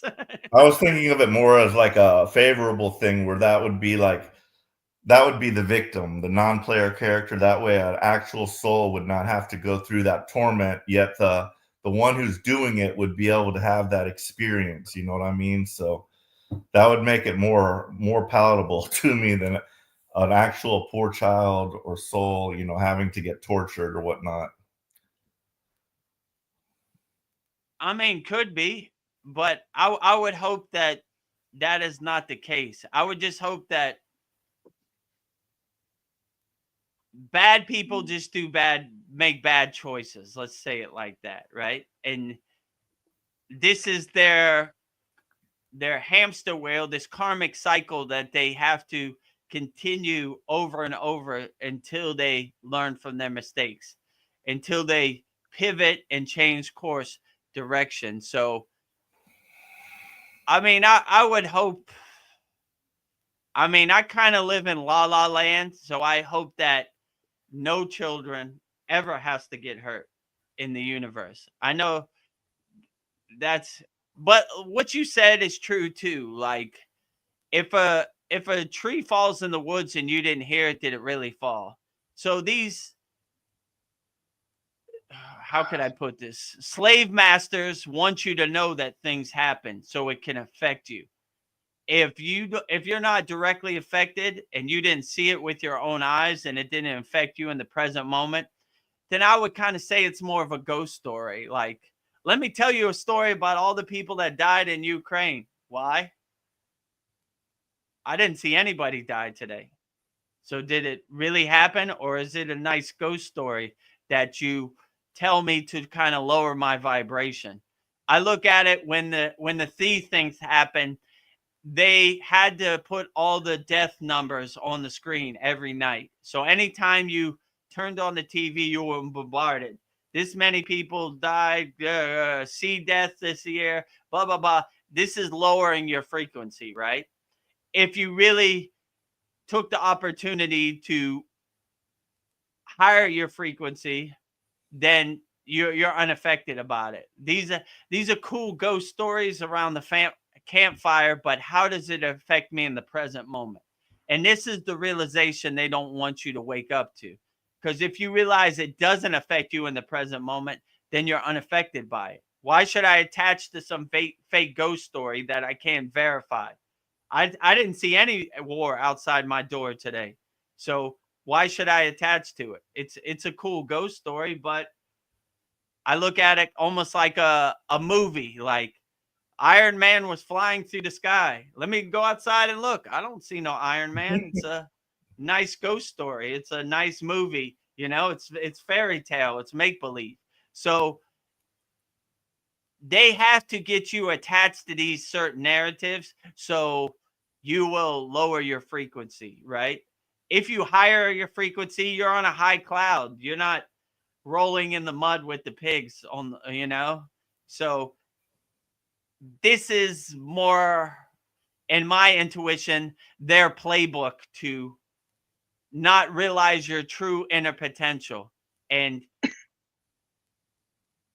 get you attached to their narrative and get you to regurgitate their narrative.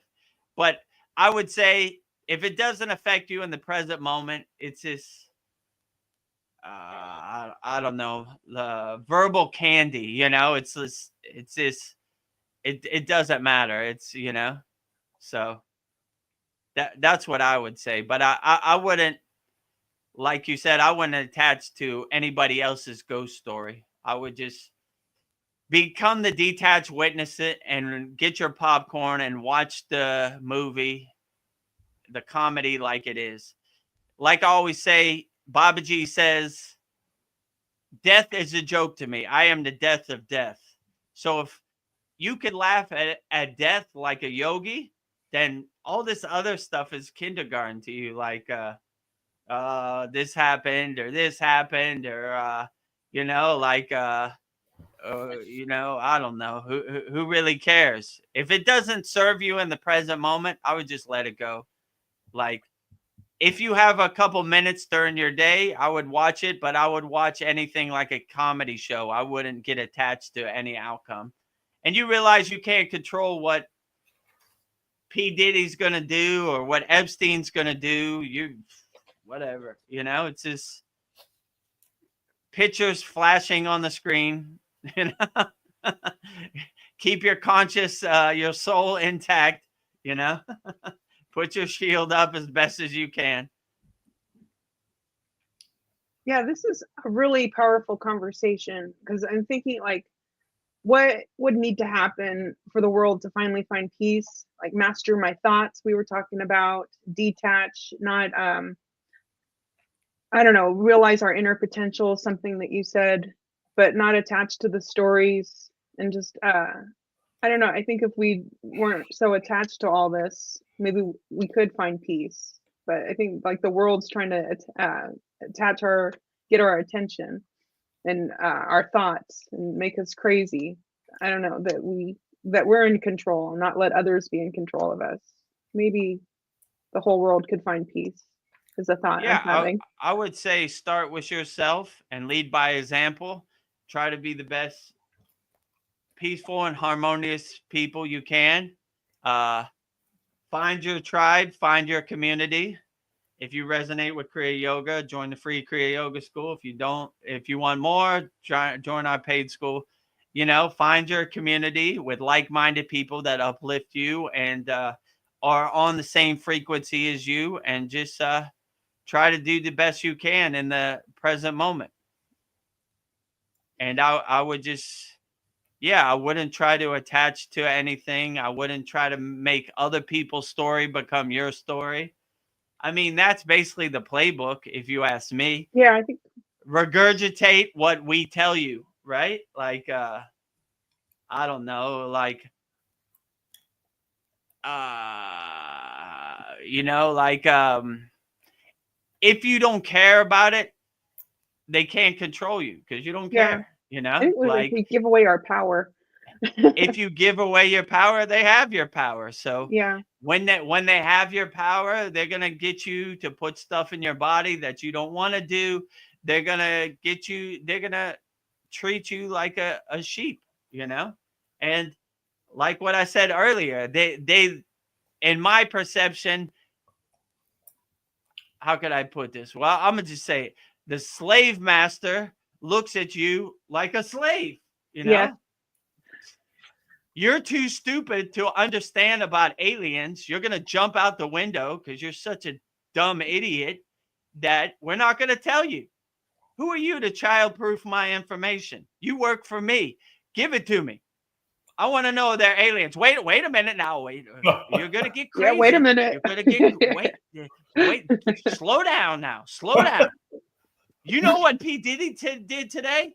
No, I don't care. I want to know where the aliens Yeah, you are. just tried to distract He did you. it. He did it. He got baby oil. You can't believe. Can you believe he got baby oil? No, I want to know about the aliens. Wait a minute. Look over there. Who what's that? Oh, LeBron James won the title? What? Look over here. Look over here. That monkey mind is constantly jumping around. Like, like, Oh, yeah. stop. Lucy, stop pulling the football. I want the aliens today. Where's the Epstein list? Well, I don't know. P. Diddy, you saw what happened in court? I don't care. Epstein list. Now, you work for me. What? I don't work for you. When I work for you, right? Aliens, where they at? What is that tic-tac in the sky right now? Oh my God. You see what happened to Joe Biden? He's got cancer. I don't care. Aliens, now, today, you work for me. I'm your boss. Your boss is telling you, list right now. I gotta go. Gotta go. I know we get so distracted by nonsense. Right. And they count on that, right? Because if you really focused in, and they definitely don't want you work for us. You're a civil servant. You work for us. Give it to me. I don't need you to sugarcoat it for me, childproof it. I mean, look at us. You're so stupid. You'll jump out a window if you find out that there's a abominable snowman or a gray or whatever. Like what? I would like to think I have more sense than that. I'm not gonna jump out the window if an alien lands in my yard. But that's how it goes. So I really hope during the C word that everybody starts to wake up, like, how could I say, don't be in love with the chain that enslaves you, right? These people want you to regurgitate their narrative. And the thing I hate the most, thinking is a sin of pride. And, they learn from the best dogma, like, don't think about God. Wait a minute. Just regurgitate our God. Well, I don't resonate with that God. Too bad. It's the real God. We're the chosen people. Chosen by who? Shut up. Get out of here. Don't question. Don't question. I don't resonate with that God. Well, he's the real God. So you just better shut up. Like, why are you thinking so much? Thinking is a sin of pride. Do not think, right? My father, he went to Catholic school. He was an altar boy, all that, right? So during the breakfast table, he would be like, I went to, when I was younger, I went to a Catholic school, and he was like, oh, you're going to school today? I got one for you. When you see the nun, tell her, if you're born with original sin, what's the use of being born? Wouldn't God want you to be born nice? Okay, yes, Father, I'll tell her. Yes, Mother Superior, whatever they call the nun. I have a question. If you're born with original sin, what's the use of being born? Hold out your hand. Wappo. Nun, I have another question. If you're a Buddhist and you live a holy, good life and you never hurt anybody, you're going to hell just because they don't believe in your incarnation of God? Wappo! So their dogma didn't regurgitate with me. So in my perception, our government learns from the best of the dogma. You know what I'm saying? Freedom is not free. Of course it's free. If I just close my eyes, I'm as free as possible. Wappo! You know, what about Joe Biden? He doesn't look like he's alive. He looks like he has some health condition. He's as sharp as a tack. Wappo! You know what I'm saying? Like, what about U.S. aid? Where's all that money go? We're helping people. You don't hear the We're name? helping people. U.S. aid. U.S. aid. We're helping people. How? Wappo! Yeah. Elon Musk is the richest man in the world. He's stealing from the American taxpayers. Wappo! What?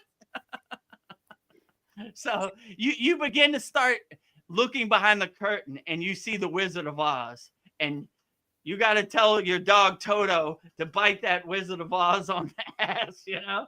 Like, what? Oh, you got me. You got me, you know? Like, I don't know. Like, yeah, you could go down the list. I mean, it's numerous, right? Like, you begin to, in my perception, you begin to see everything is a lie. And what have they told the truth about? In my perception, this is my opinion. I say everything they say is a lie. I don't believe anything they say. If they say go right, I go left.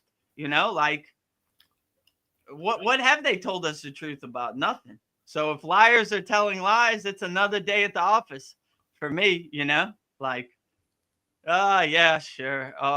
Epstein list coming out tomorrow. Here we go. Lucy got the football ready. All right, tomorrow's here. There goes the football. Whoop. Charlie Brown hits his head on the ground for the millionth time. Liars telling lies, you know, or whatever, you know. Joe Biden is as sharp as a tack, you know, like, I just saw him fall off his bicycle. What are you talking about?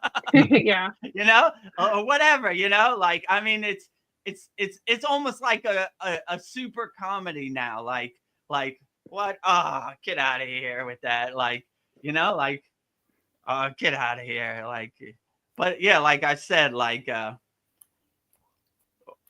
the list that's coming out about the aliens. Hold on. We got breaking news. P. Diddy has 10 million bottles of baby oil in his basement. Yeah. Look over here. I don't care about that. I care about aliens. Where they at? Show me them. I want to see, right? You work for us. Wait a minute. I don't work for you. Yeah, you work for us. You're a civil servant. You get paid off of tax dollars, right? I don't know, you know? Yeah. The slave master doesn't want you to tell him that he works for you. He wants you to be a slave. So I don't know, you know? Yeah. It's a crazy world out there. And I wake up and I have to take a couple deep breaths, pornosudi, like, all right, here it comes. It's coming today for sure. I don't know what's going to happen, but it's something coming, you know? And then when I go outside my house to buy some food, I say, they're out there. They're coming.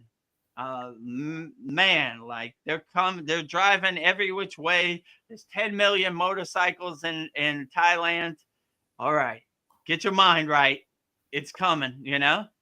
And when you have a Kavachum shield or a spiritual shield up, you could feel it pinging it every day, like meteor hitting your atmosphere. Ping, ping, ping, ping, ping, ping, ping, ping, ping. P. Diddy, ping, ping, ping, ping. Your football, who'd they draft today? Ping, ping, ping, ping, ping, ping, ping. You know, oh, Joe Biden's back. Ping, ping, ping, ping, ping, ping. What did Joe Rogan say today? Ping, ping, ping, ping. You know, like what? It's a total war zone, a minefield out there. So get your mind right. Yeah. Have some tools in your toolbox. So if you need some free tools, go to kriyayogashop.com. Get something, right? Learn meditation, learn some breathing, have something in your toolbox. And if you want more in-depth techniques and more personalized coaching, individualized coaching, come to the Kriya Yoga School.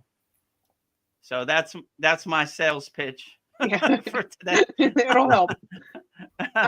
Mariana's here, so she was listening to us.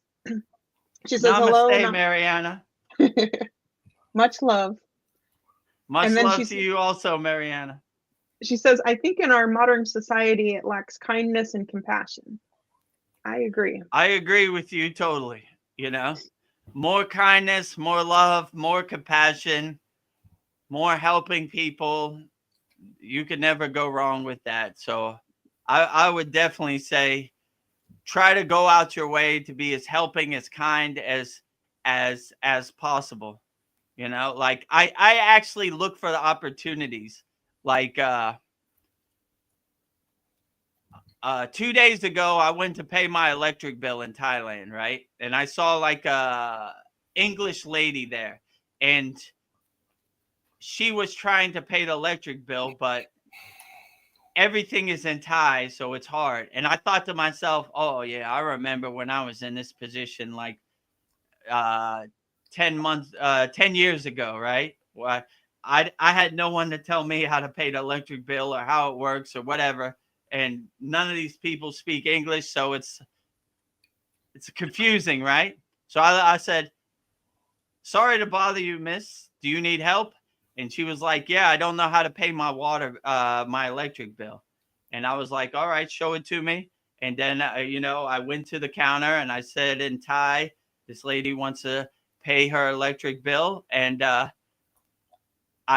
she paid her electric bill, and it was actually overdue. So they turned off her electricity. So she was having to sleep in the dark, for a week or whatever. Right. That she told me later. And she was like, oh, thank you, sir. I'm from Canada. And I was like, okay, no problem. Then she was like, do you know where I pay the water bill? And I was like, sure, I know where you pay the water bill. Actually, she caught me on, I pay my water and my electric on the same day every month. It's on the 19th, right? So I said, that's where I'm going to next. Come follow me. You have a car? Yeah, I have a car. All right, follow me. I'll take you there. So then next I took her to the water place. They turned off her water so they couldn't take a shower, right? So I said, she needs to turn on her water. This is where you pay. So I look for opportunities to help people as much as possible, like when I see somebody's homeless or I see a child that wants candy or everything, I go out of my way. What do you need? Here, take all this money, whatever, everything in my pocket, that's yours now. Go enjoy yourself. Be happy. What do you need? You need some candy? You don't have enough money? I got it. Put all your candy up on there on the counter. Bring it up, like, so I look for opportunities to help people as much as possible because, yeah, there's not enough kindness and compassion and less judgment out there. So if you want to come to a place with no judgment, come to our Satsang every week. Yeah. No judgment. Try to answer your question wholeheartedly. Because I know out there in the outside world, there's a lot of people judging. So it's nice to find a quiet sanctuary where you can not be judged. Just put your comment up anonymously, or even your name is anonymous, so it doesn't matter, I'll answer it the best I can. I look for opportunities to help people, solve people problems, overcome their problems, So if that person is you, let's get some help. Let's overcome your problem that no longer serves you in the present moment. If you want to get on a call with me, book a call with me, Kriya Yoga Masterclass, click on the book a call button. There's also a button if you just want to go straight to our paid Kriya Yoga School Masterclass, you can. But if you want to get on a call with me, you have some questions, get your questions ready. Click on the book a call button. A calendar will come up. Pick your time and date that works best for you, and schedule a call. And I'll be on that call, and we'll try to solve your problems in real time. And or if you see our video, every day we put up Babaji quotes, which also has book a call in there. And we put up Kriya Yoga Satsang edits, which are always good, right? So we kind of cut this 4-hour satsang up into like, I don't know, 10, 20 different edits, which is always very profound. So if you resonate with Kriya Yoga, if you don't have any money, go to our free Kriya Yoga school. If you want to in-person coaching, come to our paid school. I mean, that's my sales pitch. No pressure. Do whatever resonates best with you. That's the best way, I would say. So now back to the questions. All right. I have a question for you. All right, great. What are some great spiritual habits to keep you on the spiritual path that you could learn in the Kriya Yoga school? Well, detaching, learning how to meditate, learning how to breathe, learning how to do physical postures. I mean, all the techniques, if you integrate them into your daily life, really help carry you through life, you know. And the most basic technique you could learn is just waking up with a smile on your face every day. Just try to make it a habit. No matter what happens in this crazy Maya delusional chaotic world, I'm gonna discipline myself and make a commitment to wake up every day with a smile on my face. You know, I would wake up, sit on the side of your bed, do Purnasuti, which is basically inhaling through both nostrils like this, exhaling through both nostrils with no breath retention. Just inhale like a wave coming into the shore, exhale like a wave going out to the ocean. Do that for 5 minutes, 2 minutes, whatever you feel like. You know, like I would start with 1 minute, then gradually go higher, or just, you don't even have to constrain yourself by any time. Just do whatever you feel. Okay, I got 5 minutes before I got to get ready to work. Inhale through both nostrils, exhale through both nostrils. Excellent way to start your day. Excellent way to end your day. Before you go to sleep, sit on the side of your bed, do the same thing. Inhale through both nostrils, exhale through both nostrils. So that's a great simple technique. Sometimes the simplest techniques are the most profound. So I would do that. Like meditation, mastering your mind. Most people have trouble meditating because they have too much restless thoughts in their mind. We do a practice in our Kriya Yoga school called Sudi, which is basically detach, let go of all your thoughts. Because you will never have a profound meditation if you have a monkey mind or a restless mind or mental clutter. So you want to clear all that out first. So whatever thought comes into your head, you close your eyes, make sure your spine's straight. If you don't know how to straighten your spine, imagine a string on top of your head, pull that string up, shoulders back, chest expanded, gently close your eyes. Thought comes into your mind. What is P. Diddy doing with the 1,000 bottles of baby oil? Detach, let go. Detach, let go. Right? Who's going to win the NBA finals? Detach, let go. Detach, let go.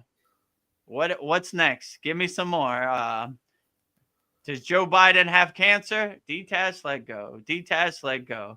What is Donald Trump eating for dinner? Detach, let go. Detach, let go. You know, I wonder what my neighbor is watching on TV right now. Detach, let go, detach, let go, detach. So you just go through. In the beginning, it's going to take a while because you have a lot of restless thoughts. My guru used to say, Vedagurudev, you become a master of distraction. Your whole life, all you did was distract yourself. Now we have to wipe the slate clean and go back to zero. So you're constantly wiping the slate clean. Okay. And keep going till you have no thoughts. Anything else? Clear. Okay. Now I'm going to meditate. And just basically meditate inside you and just exist in a state of being. Just close your eyes and don't think anything. Just be empty for a while. And you'll have a profound meditation. In our Kriya Yoga School, we have, I don't know, 20 meditations. We have numerous good meditations. So I would just start. It's simple and easy. Anybody can meditate. Like anybody can breathe, do Purnasudhi. So I would just do practices like that, and go to our free Kriya Yoga School, freekriyayogashop.com. Join our group. We have over 100 members right now. We have beginner courses. There's one course that says start here. It basically explains to you what Kriya Yoga is, what are the 5 folds of Kriya Yoga, asanas, pranayama, meditation, mantra japa, and bhakti. It explains what that means. So you'll have a basic understanding of how Kriya Yoga works. There's another video, who is Vedagurudev? How did I get the name Vedagurudev? Who is my guru? What is my parampara? What is my lineage? How did I get mantra diksha? So you can understand how I'm qualified to teach Kriya Yoga. Then there's a mini beginner course, and there's like 5 courses in there. We have a very profound meditation, Hamsa meditation. We have some basic asanas like Shavasana. You just lay on your back with your arms open and relax deeply. It's called the corpse pose, Shavasana. We have some pranayama techniques like Purnasudhi is in there, and it's on demand. You could watch it over and over 1,000,000 times. So I would just go through it. We have a very interactive community on our Kriya Yoga School.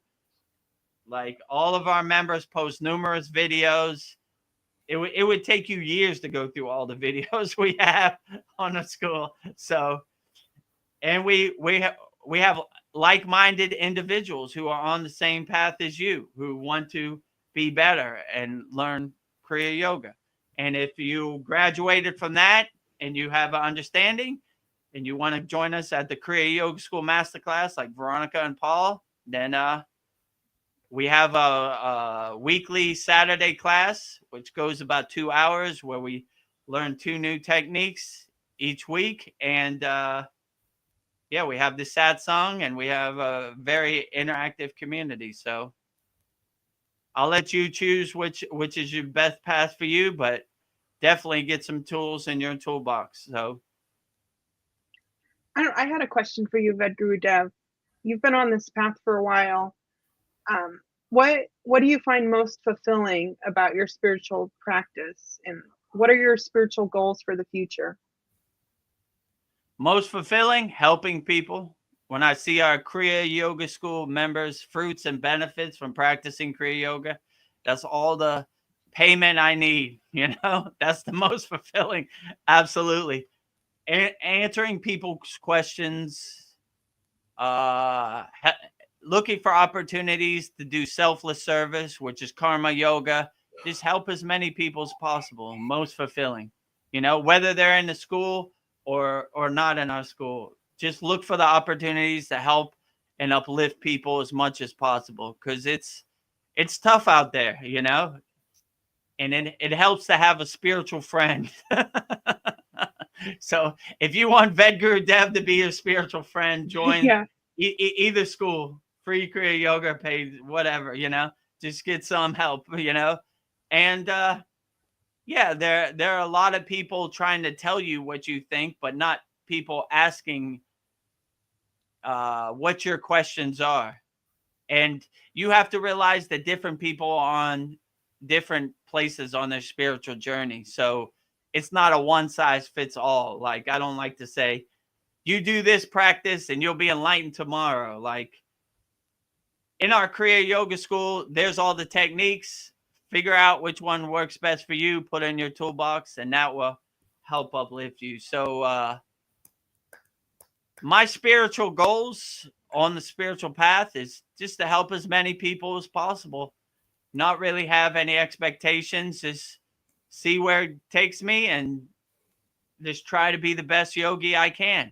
Try to love as many people as I can. Try to be as kind to as many people as I can. Try to be compassionate to as many people as I can. Try to help as many people as I can. That's basically my spiritual goal. And I don't see how I could go wrong. So if one day I transcend my body and they say, Vedagurudev, you helped too many people, I said, goal achieved. That's what I want. So help me achieve my goal and help as many people as possible. So I that's thought it basically was my gonna. spiritual goal.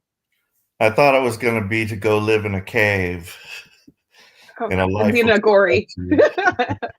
I mean, yeah, maybe that sounds like a good aspiration to have, but I'm kind of coming to the conclusion that I have to be more in the world and not of the world. So I need to be more on the front line and holding up the white flag. So I would definitely I don't know. I would like that, but maybe it's not my path at the present moment. But I dream of the day I could smear holy ash over myself and grow my hair long with dreadlocks and just do bhakti all day and just puja and live like a gory. I do have Actually, a couple.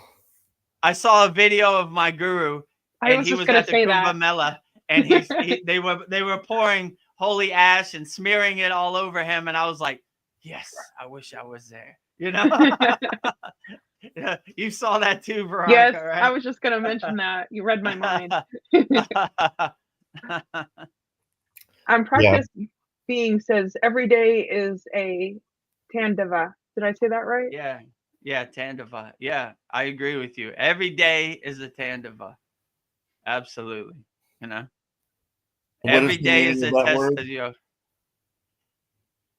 It's more like Tandava is like a test as a yogi, a daily alignment with the divine. Let's say it like that, right? So no matter what chaos or distraction is happening, you're always constantly aligning your susimna nadi, your alignment with God.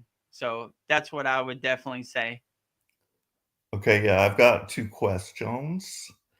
Okay, go So ahead, Paul. during the last song, you had mentioned that you had seen some monks levitating something with some horns. Is that what I heard you say? Oh, you mean like a Buddhist monk, right? They have when was part? Was that the last one or that was the Satsang? Yes. Yeah, It was the somebody last that said. song. Oh no, it was. Somebody. No, it's the class. Oh, Yeah, I maybe think that. Okay. somebody said in the class that when I say my mantra, it sounds like a Buddhist horn. Yeah, that was Kyle. He said that Oh you yeah, it sounded like was a Kyle. human I horn. sounded like a human Buddhist horn. You know, they have these Buddhist horns like, you know, it's real long and yeah, it makes a sound. So Yeah, your question is how did it levitate things? Did you? I mean, you saw this yourself? Is that what you're saying? Or did Yeah, I you saw see? it, Okay. but I didn't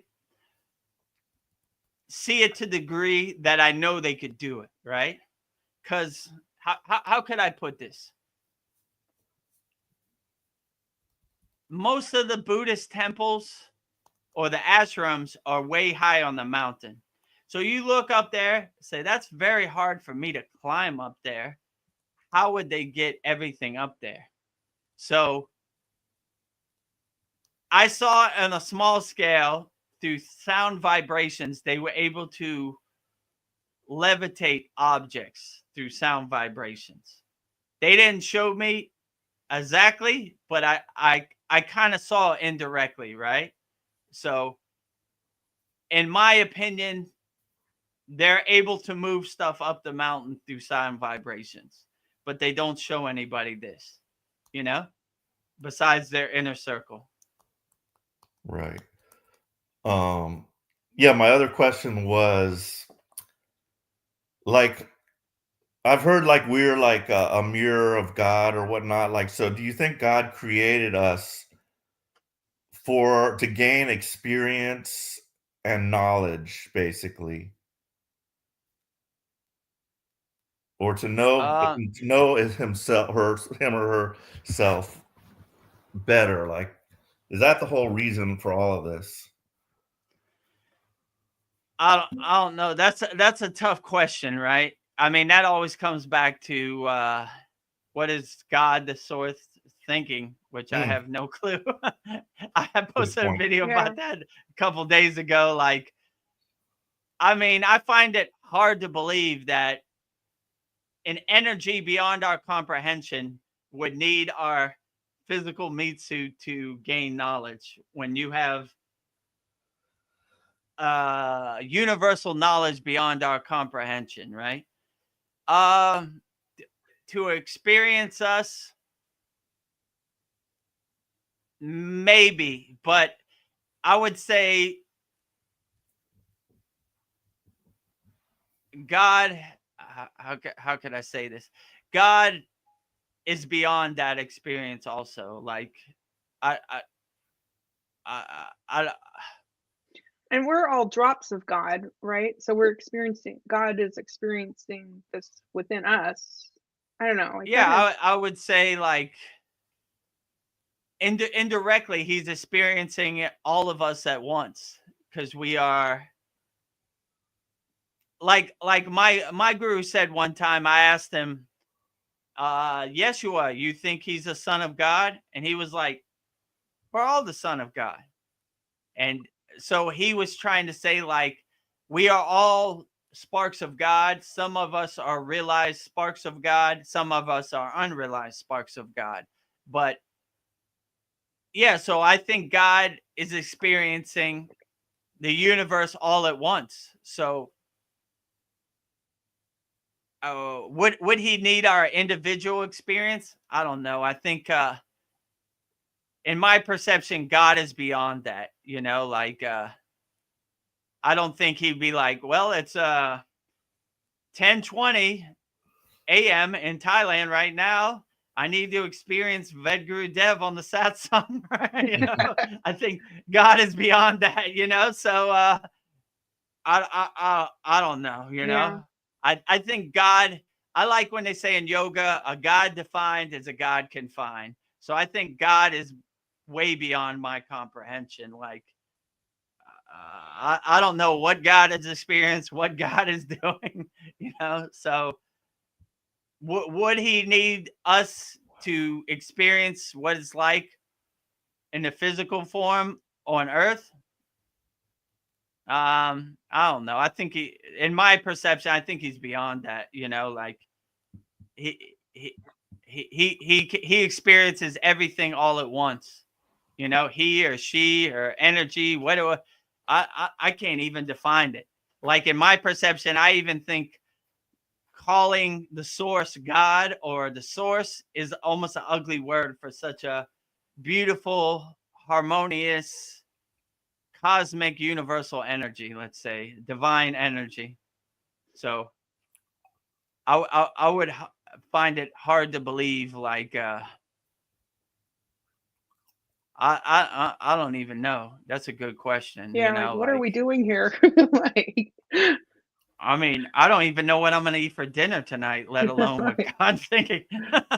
So, like, I mean, yeah, I don't know what our purpose is, or what God's plan is for us. I'm just trying to live day by day. Let's say it like that. But yeah, that's a deep question. It's I have to mind-boggling contemplate on because, that like, one. Yeah. you think like at some point God must have been like a baby, you know, and just woken up and like, what am I? You know, what is this? And then Big Bang happened and he created a universe, but then when you think about it, time doesn't really exist, and it's infinite, and like, so maybe there was no time that God was ever in that kind of a condition as being like, you know, like an infant or something like that. So yeah, it's just, as you said, God defined as a God can find. So it's beyond our pay grade, right, Vedagurudev? It is above my pay grade for sure. So that's a question to ask God if I ever get to ask God a question. What is this? What are we doing here? Like, and you're doing a Yeah. great job. Like, but what is this? I mean, when I pray to God, that's basically what I say to God. God, you're doing the greatest job of all. The sun came up. Everything else is gravy, is a bonus. Like, I'm happy to be in your presence, and you're the best boss ever. You know, you're doing the greatest job. Everybody, what do I need? So anytime I come in the presence of any enlightened master, the question always comes up, what do you need? And I always say, I don't need nothing. I'm good. Like, everything is good. I woke up with a smile on my face. The sun is out. God is doing the greatest job of all. So any deity I pray, I say, thank you for the greatest job you're doing. You're doing the greatest job. I'm good, you know? Like, even Babaji, I tell Babaji, it's not necessary to come see me.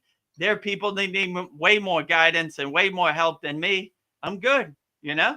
Let me go to work, you know? So that's kind of how I look at it. Like, I don't, God is doing the greatest job of all. So I give all the glory to God. Like, he's doing the greatest job of all. Keep up the good work. You're the greatest. So that's basically my my puja and my bhakti, thanking all deities for the great job that they're doing, not asking to win the lottery or give me a new car or something. That's almost meaningless, you know. It is amazing that we're even here. I don't. It is. I don't know. Gives you a sense of awe that I'm even here having these deep conversations with everybody, like questioning my existence. Yeah, Right. I agree with you. It gives me a sense of awe too. Like, when I really like step back from the TV and observe myself, what a beautiful journey this has been, like a venture, and it's still going. You know, every day I wake up with a surprise. Like, how is Babaji going to surprise me today? You know, it's going to be a good one for sure. Today we have the satsang. Oh boy, I know there's going to be some profound insights on that satsang for sure. Do you have a favorite spiritual practice? Like, is it doing your puja, or is there something that you love to do without fail? Like, I love to do the mantras, or does it just change? I mean, is there something that you have to do every day? I mean, I try to keep the perspective. My guru said, even the thing you hate the most in your sadhana, do it like you love it the most. So I always keep that perception. Like, if today I have to do the full wheel pose or the plow pose or whatever, right? Probably the things I dislike the most are the physical postures, but I've learned to love them the most, right? So Yeah. I go into mindset, tricking my mind or my ego, like, oh, you know what today is? Today is the full wheel pose. Woo, struggling, Yeah. you know? Love your I don't know. enemy. You know, yeah, it's similar. Love your enemy, right? Like, I got this. I love the full wheel pose. And then you kind of breathe into it and you kind of relax into it. And you're like, your mind is playing games with you, like, oh, this is all right, you know? I miss this, you know? So I kind of love all of them equally in yoga, we always say we live in equanimity. So we don't see no good or bad. We kind of love all practices. If I really had to go on a limb, I would probably say like bhakti, like singing songs, and mantra japa. I don't even know where that came from. I used to dislike that the most, but now it's my favorite. So it changes day to day. Yeah. You know? I used to dread like my guru would say, "You ready to sing mantra japa?" And you know, I'm surrounded by a bunch of lifelong yogis, and they have the proper Himalayan pronunciation, and here I come with my crude American English, right? Like poo try or whatever, you know? And they're like, Ooh. what? So yeah, Mary- so go ahead. Oh, you were talking about the wheel pose. Mariana just said, I do full wheel, plow, bridge, shoulder stand. Wow. Bow 4 times a week. LOL. Am I overdoing it? Great. Oh, you're never overdoing it, you know, like if it feels good to you, it's perfectly fine. But yeah, that I'm impressed. I'm happy your dedication, Mariana. Yeah. So full wheel. Yeah, outstanding. When you do any of these so-called strenuous asanas, I would just breathe into it. Like that's really been the key to me, like breathing into it. Like don't get scared. You know, when you're in the plow pose and you bring your knees down to your ears, it's kind of claustrophobic, and it was kind of scary for me in the beginning. But I just learned not to panic and just breathe into it. Just breathe into it, you know, slowly and gently. You don't have to force it or anything. So, yeah, but that's great work, Mariana. Plow pose, shoulder stand pose, full wheel pose. What was the other one? Oh, let me go back to it. Bridge. I do a bridge. Yeah. Yeah, bridge. Yeah, good. Bridge is a good way to transition into the full wheel pose. So you see in our class, we go bridge and then we push up into the full wheel pose. So yeah, do you have like a schedule where you actually like Friday I'm going to do wheel or just when you feel like it? No, I try to do it every day. I try to go through all 18 asanas every day. So some days if I have something to do, like I'll go. There's certain ways that yogis do it. So they go 6, or if you really don't have any time, they only do 2. So they do pose and counter pose. So to balance it. So you'll do like 1 and 2, and then okay. Or you'll do 1, 2, 3, and 4, 5, and 6. Or you'll do the whole 18 and go through the whole cycle. So it just depends. So if I do 6, then one day, then I'll do the other 6 the next day, then I'll do the other 6. If I have no time constraints, and I'll just go through all 18. Or if it depends, like some days, like today, I had the Satsang, or it's been raining a lot, so I can't go outside. And to do it in this room is kind of cramped, you know. Yeah. There's certain ones I have to shorten. So it just depends. But I try to go through all. I feel the best when I go through all 18, but it just depends. That's basically my schedule. But I would do your sadhana whichever way works best for you. About how long will you hold each pose? It depends. Like I really don't have no time constraint. Like I just hold the pose as long as I can till I can't hold it no more. So you almost feel like a click. Like you're not trying to go too far. You're just trying to do as much as you can. So it depends. It's different for each pose. So there's some poses you could hold longer, and there's some poses that are strenuous to hold for long periods of time. Let's say the full wheel pose, right? After a couple minutes, you would want to come down. If you get into a good position like the plow pose, you could hold it for as long as you can. I mean, probably the longest I've ever held it 20 minutes each pose. I mean, Wow. obviously you could do Shavasana for as long as you want, you know. I probably can't hold it for 20 minutes now, but back in the Himalayan days, yeah. They call it what they call it, asana siti, which is mastering the asana.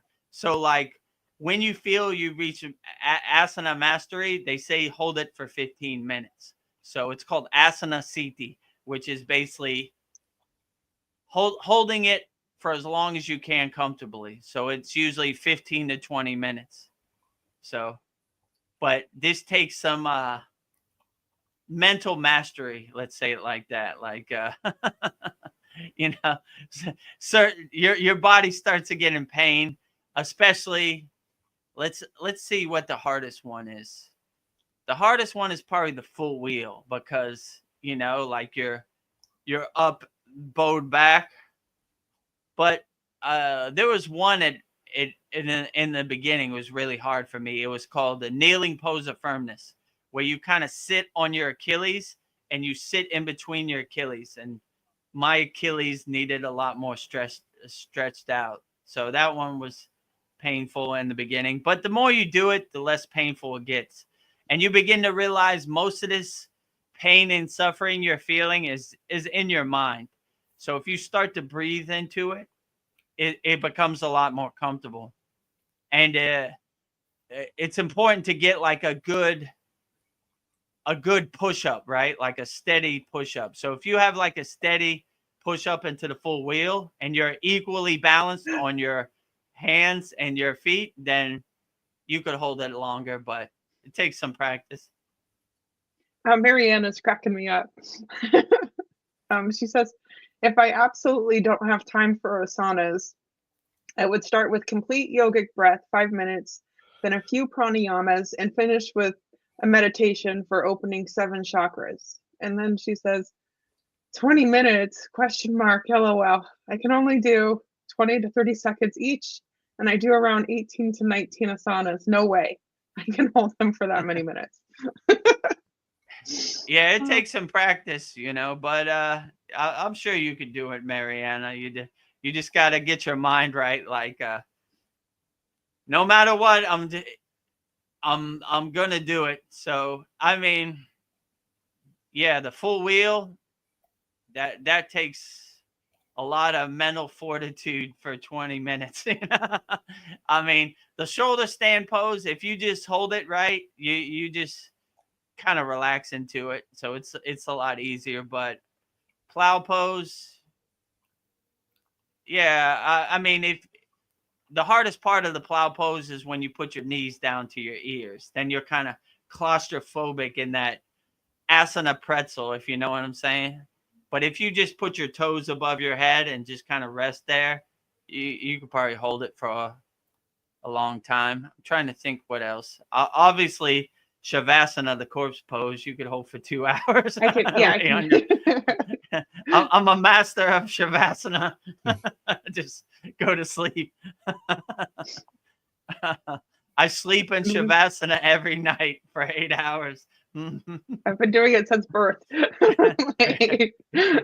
I've been doing it. I mastered it since birth. Yeah. So, Man, yeah, but that's perfectly fine. Like, Purna Sudhi, when you wake up before you go to sleep, absolutely excellent. You know, it doesn't have to be something super complicated. It just could be stuff that gets you through the day. And yeah, add some pranayama in there and some meditation. You know, she's talking about unblocking the 7 chakras, the Bija mantras, which is an excellent class in our school. So yeah, just whatever works for you. That is the best technique, I would always say. I would love to come to Thailand and just videotape you doing your asanas, doing your sadhana. And it doesn't even have to be me, but I think people would get a lot of value out of like seeing your spiritual practice. But I don't know, we can live vicariously through you. Yeah, if one day that happens. Yeah.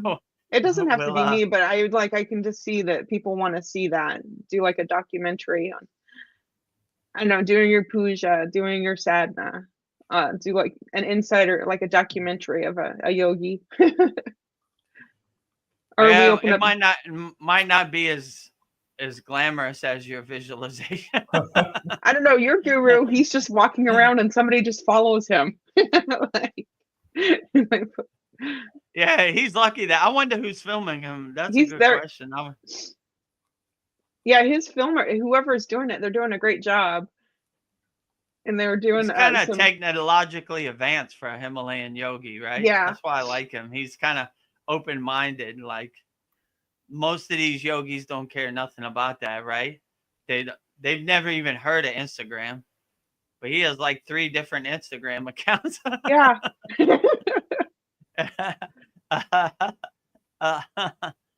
Yeah, there was one where there was like some Indian rock music in the background, and I'm like, that's kind of hip for a Swami guru. Yeah, he came out with a CD at one time. He has like a bunch of songs that he was singing. One of his devotees has like a studio, so we produced some songs, and he was singing like Shiva Shiva Shiva Shambho, Shiva Shiva Shambho. Oh, With wow. like a big. I wonder if I have that somewhere. That's a good. Wow, that's cool.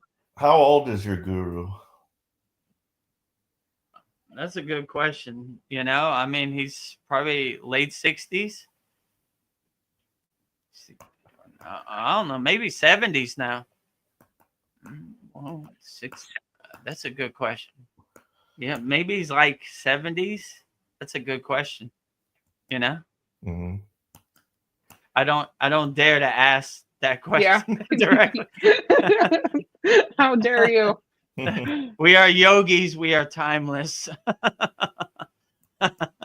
He could be hundreds of years old for all we know. Yeah. It wouldn't surprise me, I mean, I might have told this story before. We went to one place, and he asked me, he was like, how old do you think that sadhu is? And I was like, or that yogi, and he was like, I don't know, 70. He's like, he's over 200. And I was like, how? And he was like, you don't want to know. And that's all he said. So these sitas, these enlightened beings, right?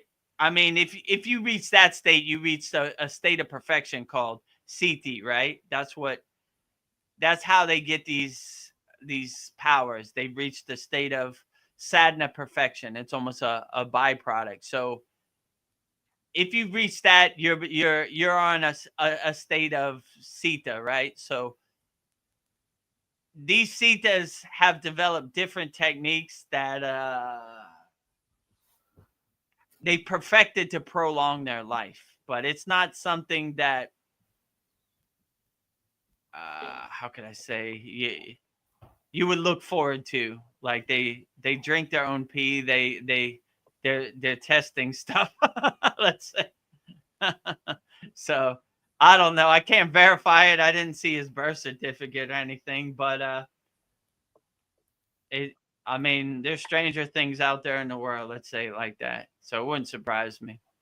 That's funny you said they drink their own pee, because I was watching this one thing, like about Merlin and alchemy and the Sorcerer's Stone. So they said that the way they make that, like, it's like something that they will eat, but the way they make it is by distilling their pee. It's a very long process. It takes years. They put the pee in a bottle, they boil it, get it down, and I forgot, but there's this big long process they have. I don't. It might have even been on Chad's channel, but no, I think it was on the Y-Files, but that I heard that. But yeah, and then they get it down, and it becomes this little chunk, and then they eat it, and they get immortality from that. That's what they said. I was like, that takes a lot of patience. Yeah. So these sitas, they're basically kind of medicine men too, and they, like you said, alchemy. That's all they do. Alchemy, inner alchemy, nadis, Simna nadi, prana, shakti, that they're always developing that inner alchemy. So for sure.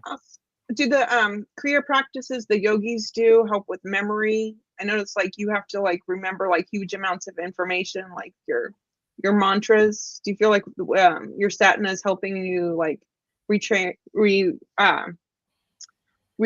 your brain to recall huge amounts of information?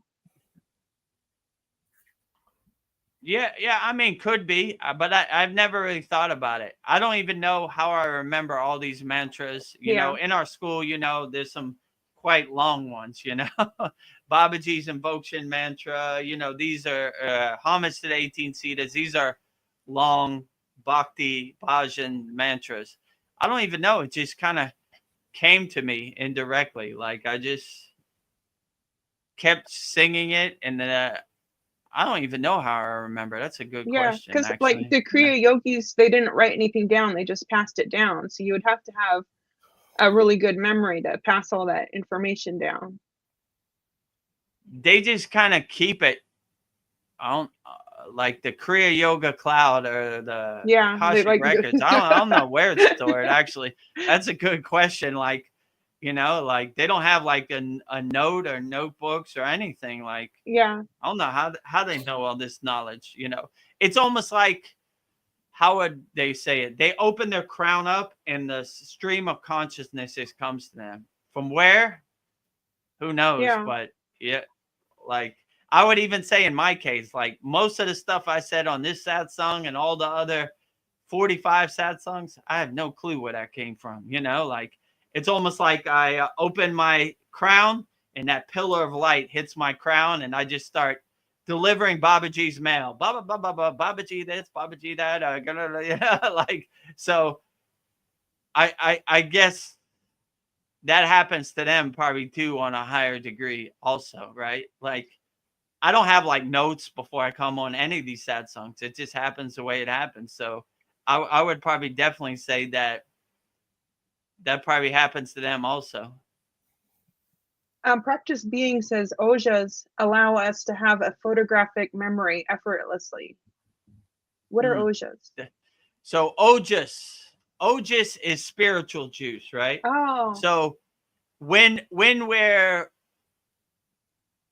how can I say, in Brahmacharya, we're taking our sexual juice and we're converting it into ojas. So we're basically bringing it from the root up the Sushumna Nadi to the crown and converting it on the crown or the eyebrow chakra to ojas, which is spiritual juice.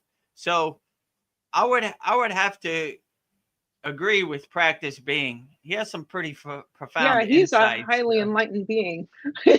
like you only know what ojas is if you're in the circle, you know. Like so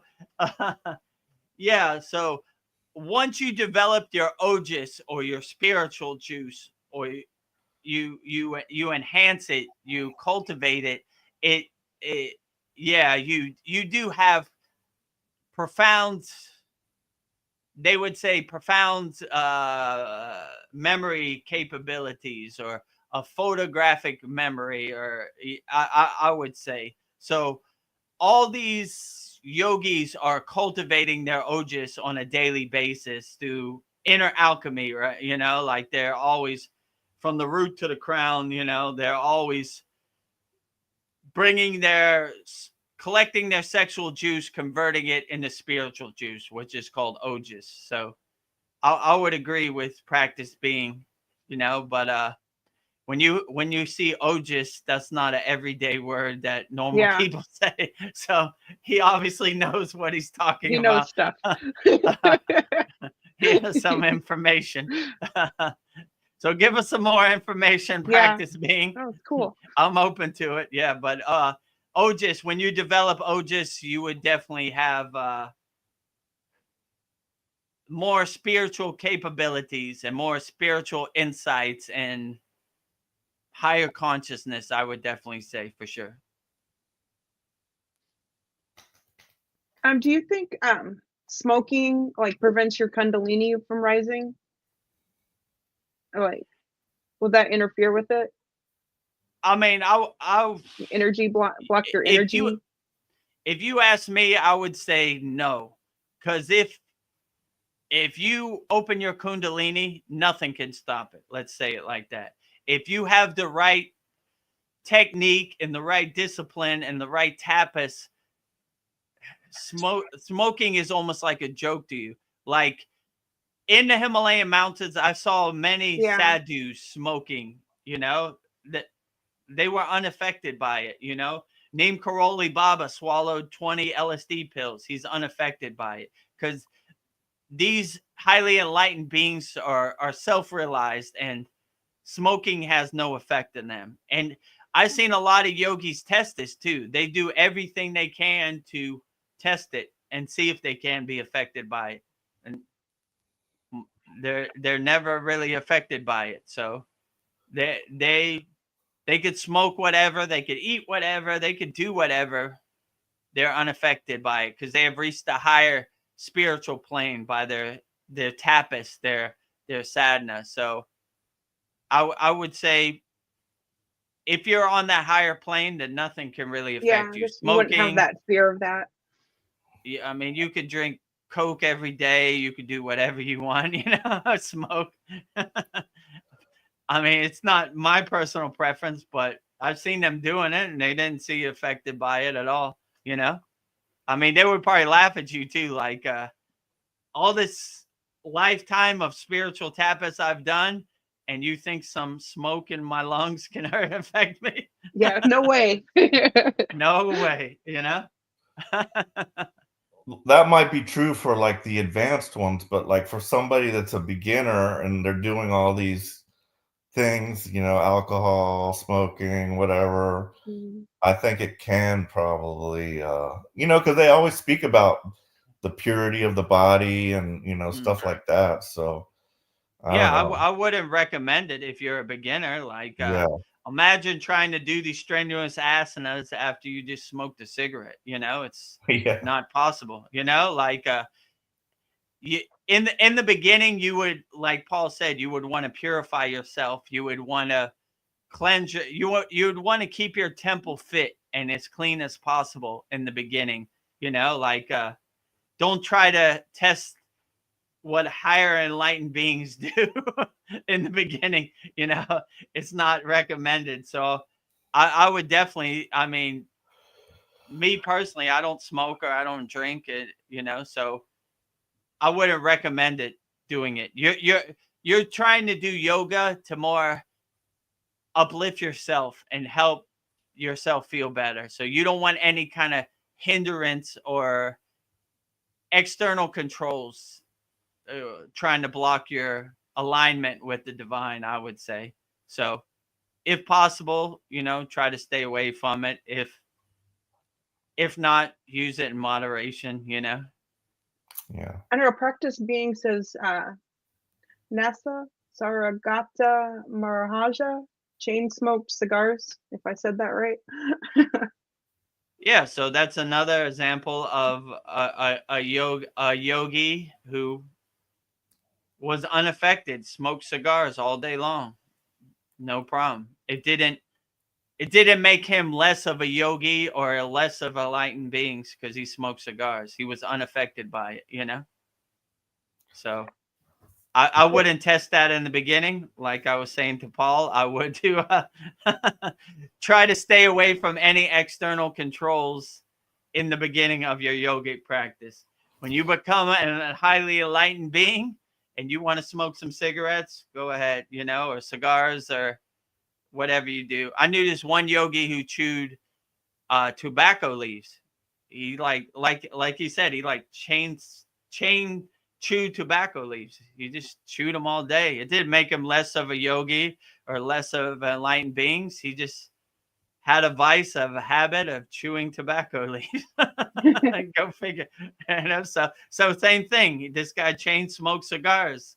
He wasn't less of a yogi. He was still an enlightened being. He just enjoyed a cigar, which is kind of funny. You would think otherwise, you would think once you reach a state of purity that you let those attachments go, but some people hold it on to it. So even if you smoke cigars, you could still be a yogi.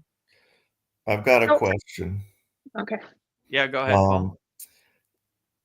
Yeah, so I read something about this in Autobiography of a Yogi. I've heard of it in various places, but have you ever seen of or do you know of um anybody to manifest something out of thin air, like a ring or a flower, or they just manifest something, that just out of the thin air? I have seen it. I Okay. mean, there are people who have showed certain CDs. Like I've seen videos of Sri M. He manifested a ruksha bead, then he blew a hole in it and put a string in it. On a podcast. So it's possible. Some people have these CD powers. So they can it's a good question. Can they manifest what they want, or can they just manifest whatever's given? So I'm not sure exactly how it works, but I've seen it. I don't know. I don't think it was what they want. Like they can't manifest on demand. Let's say it like that, Mm, or they can't. You can't say like manifest in your hand a monkey wrench, right? That's not how it works. They just manifest what they want. It's more like flowers or like ash or like something like that. So it's not like put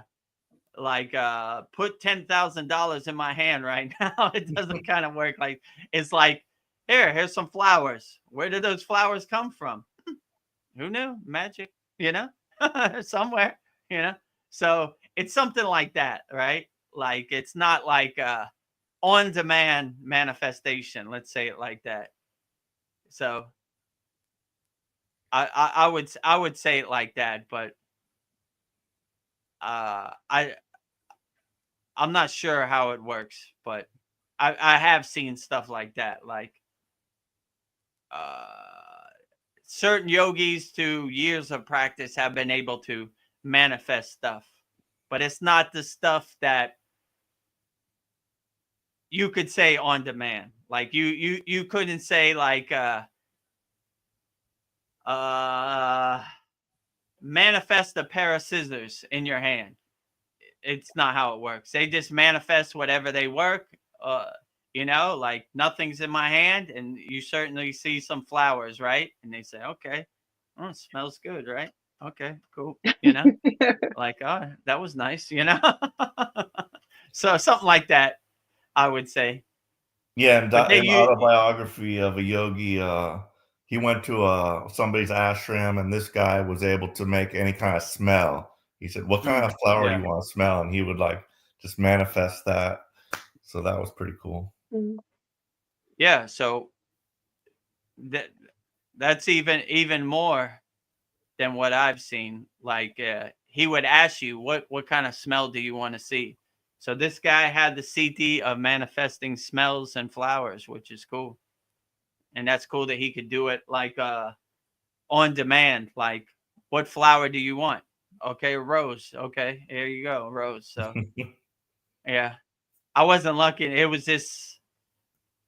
wasn't that specific, let's say, in detail. It was just like nothing in my hand. Now some flowers, you didn't ask for these flowers, but a good confirmation, a signpost of the possibilities that can happen once you dedicate yourself to your practice. But it reminds me of the story my guru told me, like this guy practiced a CD of levitation, and he could levitate over water. He practiced it for 9 years. And one day he came across Buddha, and he said, Buddha, I've been practicing the siddhi of levitation. Watch me walk on the water. So he walked on the water, and he came back to Buddha, and he said, why would you spend 9 years practicing levitation when you could just take the ferry for a nickel? So yeah. that's kind of the yogic perspective. Like these siddhis are just byproducts of your tapas, your sadhana, but they're not the end goal. Like we don't do we don't practice Kriya yoga for siddhis. We practice more for self-realization and Satchinanda, and these are more the ultimate goal, the divine union with God, samadhi, you know, this type of stuff. So it's just things that kind of happen, but you don't even really get attached to it. You just kind of see it for what it is. So yeah, don't spend 9 years trying to levitate over water when you can just take the ferry for a nickel. Yeah. That's my CT story. I have a question for you. When you were traveling with your guru, did you, like when you were doing your yantra for a year, did you encounter any women similar to you, like on a spiritual quest Oh, with a guru? yeah. You did? I don't know, because I kind of wonder if there's a lot of inequality in India, but I'm not there, so I don't know. True. Yeah, there were some yoginis, but I think in the video in our free school, what is it called? Who is Vedagurudev? It shows my guru talking to a yogini, right? And she is wearing all the stuff and mala beads and everything. So they're out there, but they're more on a, like you said, they're more harder accepted, because a lot of yogis have renounced desires of females, so they don't want to be tempted in that kind of way. Be a distraction. They would see it as that way, but I don't see it as that way. I see it as like divine mother presence, which is absolutely like a bunch of guys hanging out and no feminine energy to balance out the energy is not my idea of a good time. Yeah. So I mean, it usually happens that way, but you would always, like when my guru saw this yogini going up the Himalayan mountains, we sat down, we had some tea. Tell us your story. What's your adventure? You know, what words do you have to the people? You know, like let us feel your energy. What do you need? Let's we're good listeners. We want to hear what you have to say, and they're open to it too, because most people try to stay away from that temptation, let's say, right? But we come to it. So when we found this yogini that's in the video, she was coming down and we were going up, but we took 20 minutes out of our day to hear her story and how she got on this path. So pretty cool. Yeah, I remember that image. It looked like he was taking an interest in what she was saying. So yeah, we definitely.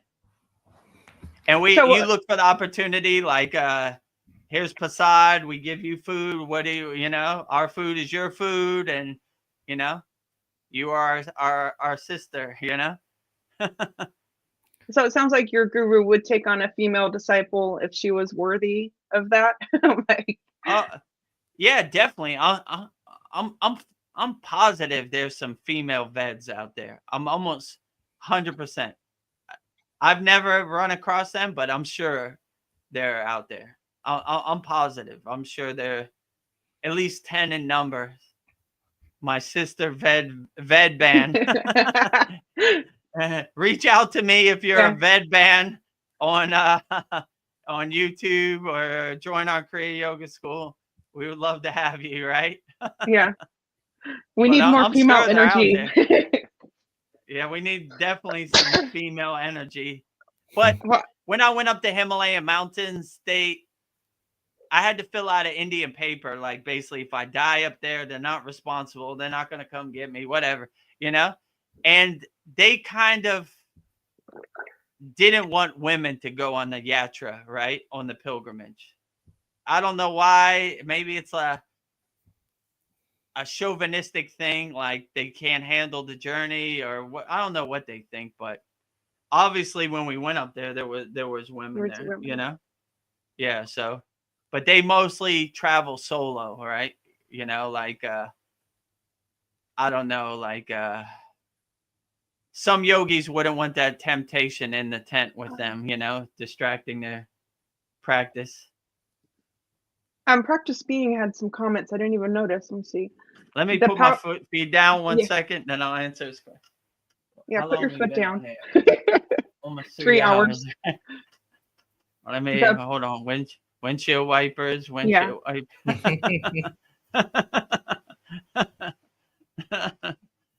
Yeah, after 2 hours, it starts to hit me. You know. You do good Oh, for 3 hours. That's amazing.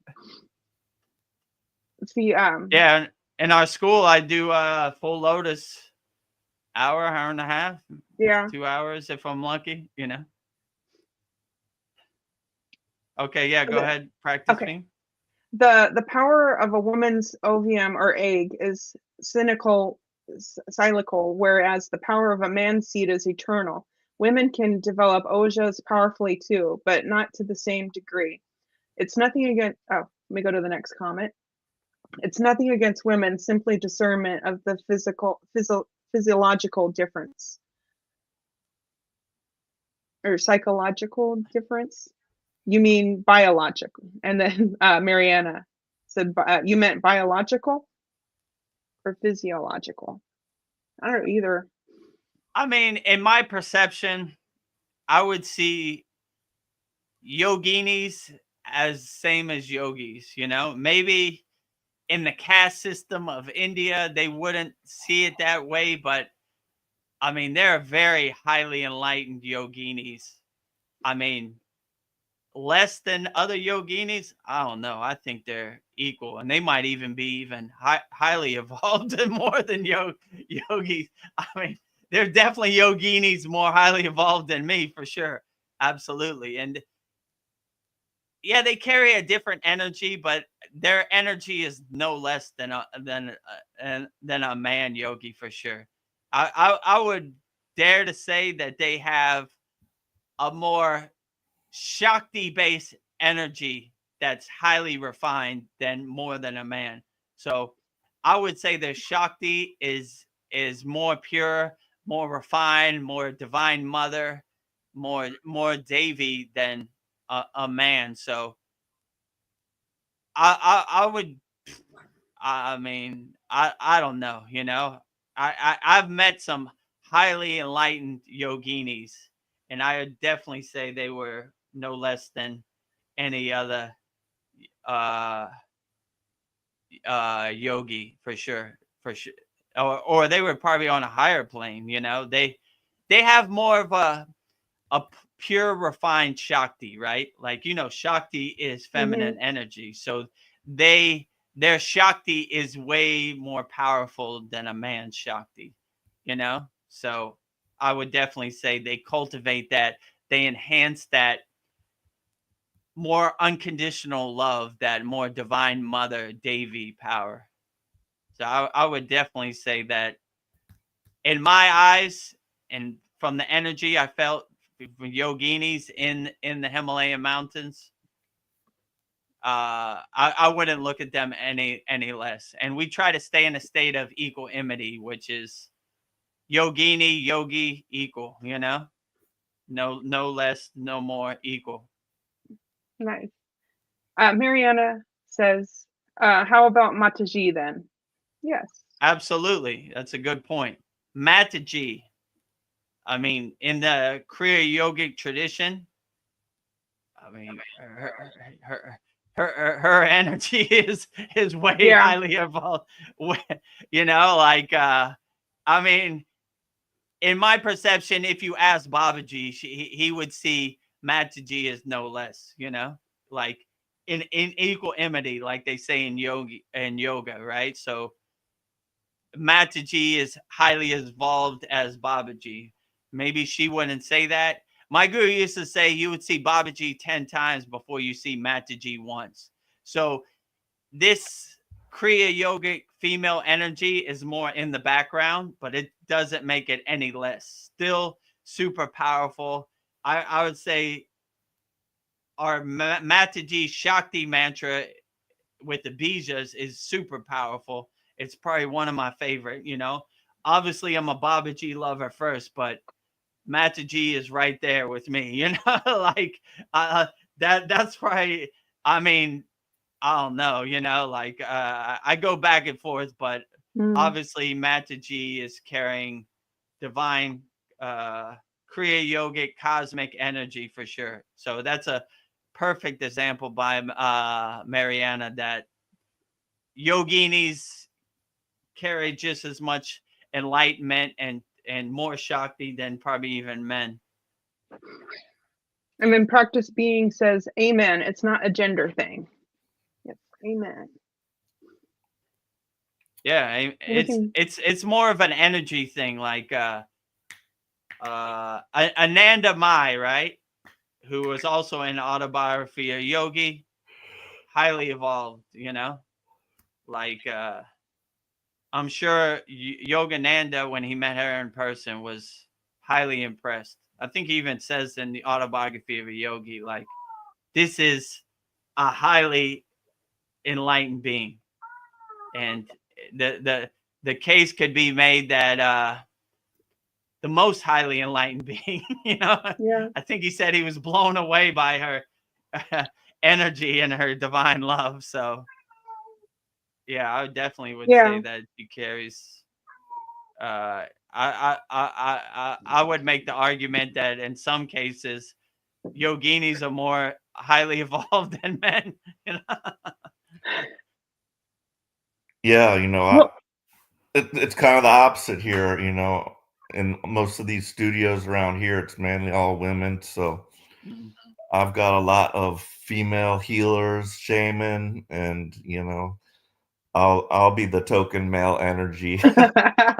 Me and maybe like one other guy sometimes, but you know, it's very few men for some reason, you know. Yeah, sometimes the tables turn, right?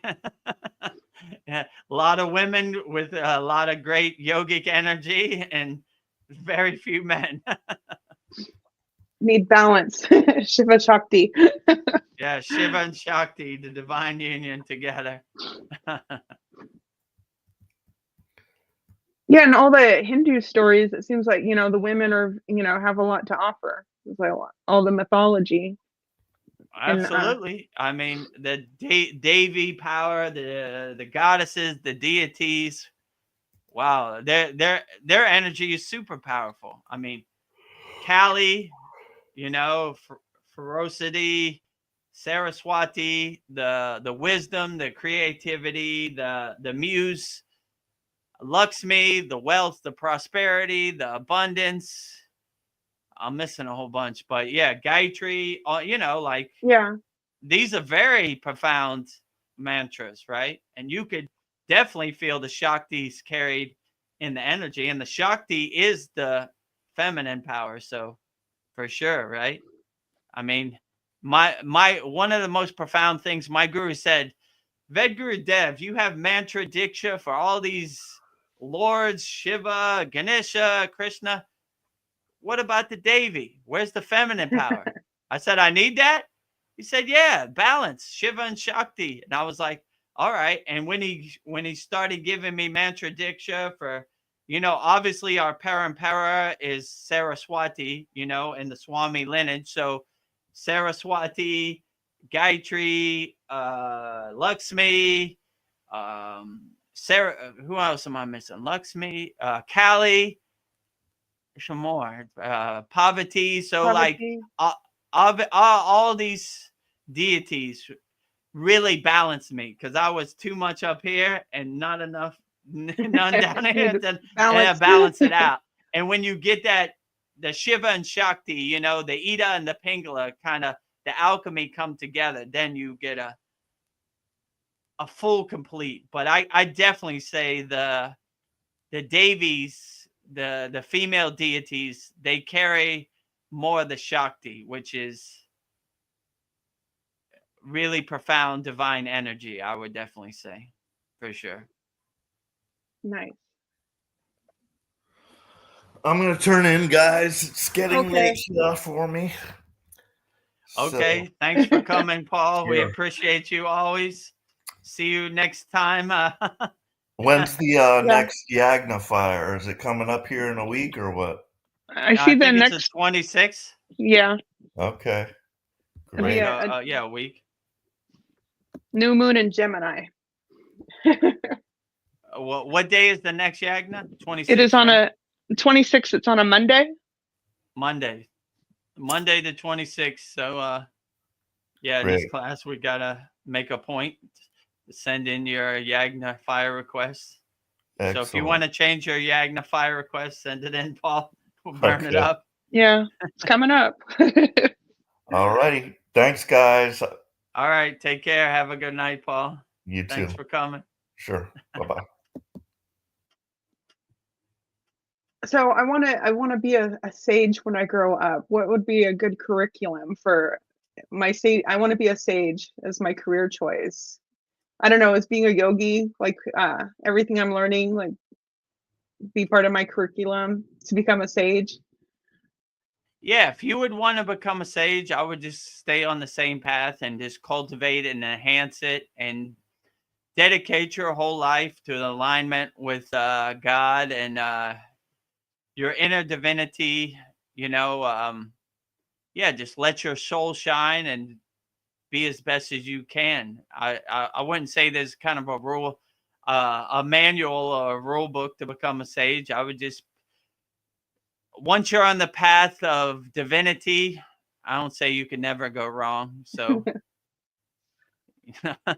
my guru used to say there's realized yogis and there's unrealized yogis. So once you realize you are a sage, then you are a sage. I would Nice. definitely say. So just keep on the same path and keep doing what you're doing. Oh, practice being has something interesting to say. The synergetic combo of taking neem and turmeric helps a brahmachari transmute masculine seminal energy into Shakti for balance. And those Yeah, are true. I mean, there are different yogis who practice different techniques. So some combine neem and turmeric together to help them. Brahmacharya means like celibacy, but it means celibacy of your senses. So some yogis need like certain alchemy or certain concoctions to lower their desires or their like he says, their sexual juices, turning sexual juice into spiritual juice, as they would say, which is the technique of Brahmacharya. So in our Kriya Yoga school, we have a technique called Brahmacharya Ojas Maitrika Pranayama.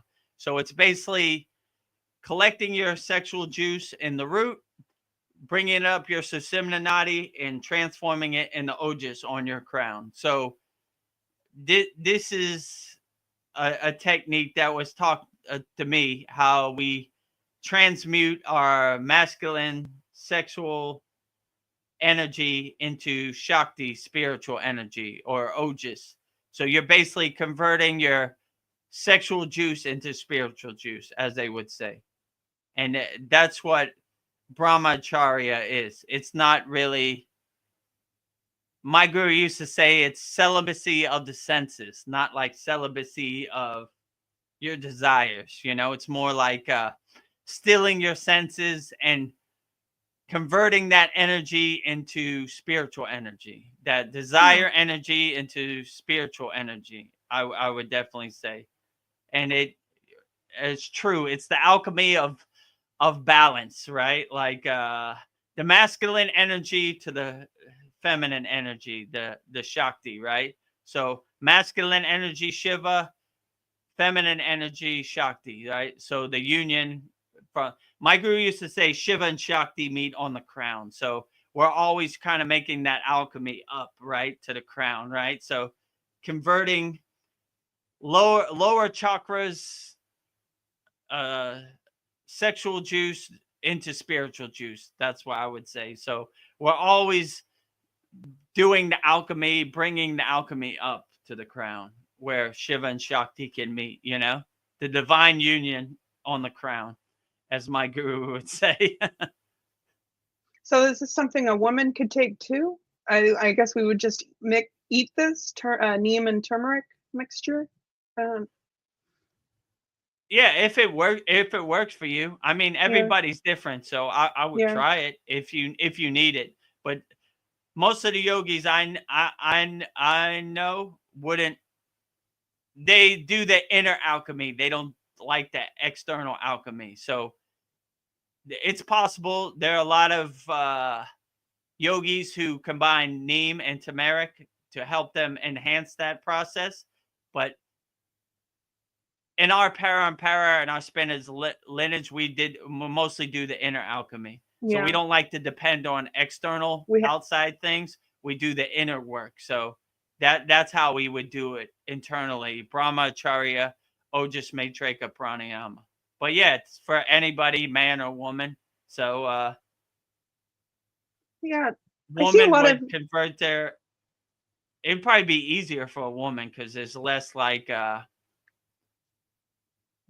testosterone, or like it's easier. You know, there's less desires for. I think it would woman, be easier right? for women too. So you know, like there's less juice to collect. Let's say like that. You know, so it's an easier transition upward. You know, converting to Ojas. Interesting. Yeah, I see neem products all the time. I see neem toothpaste, shampoo. What else have I seen? I don't know. Neem seems to be a product coming out a lot. I have definitely seen neem toothpaste. So yeah. In the Himalayan mountains, neem, turmeric, dal, roti.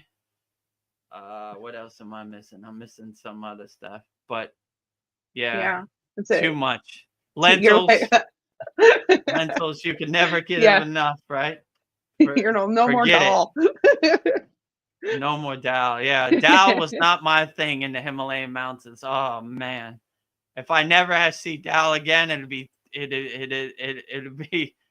good thing. You've had your fill. Oh man, I had my fill. Curd, dal, everything, right? Yeah, but I guess when you're hungry, you'll eat anything. Yeah, it wasn't like it wasn't flavorful, but you weren't gonna die. Let's say it like that. So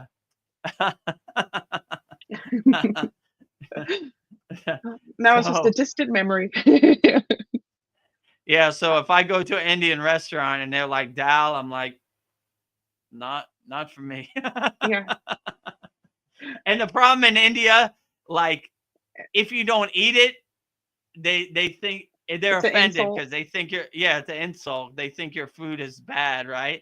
Like, why didn't this yogi eat my food? So no matter how much you displease of dal, you gotta throw it down the hatch. If you know what I'm saying, like, how is it? Number one. Middle finger one. Number one. You know. Let me give you some mudras, you know. Yeah, it's great, you know. So I don't know.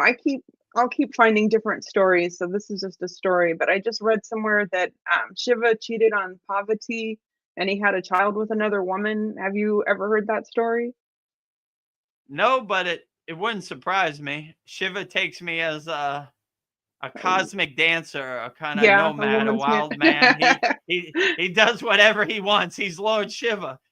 Who can tell Lord Shiva no?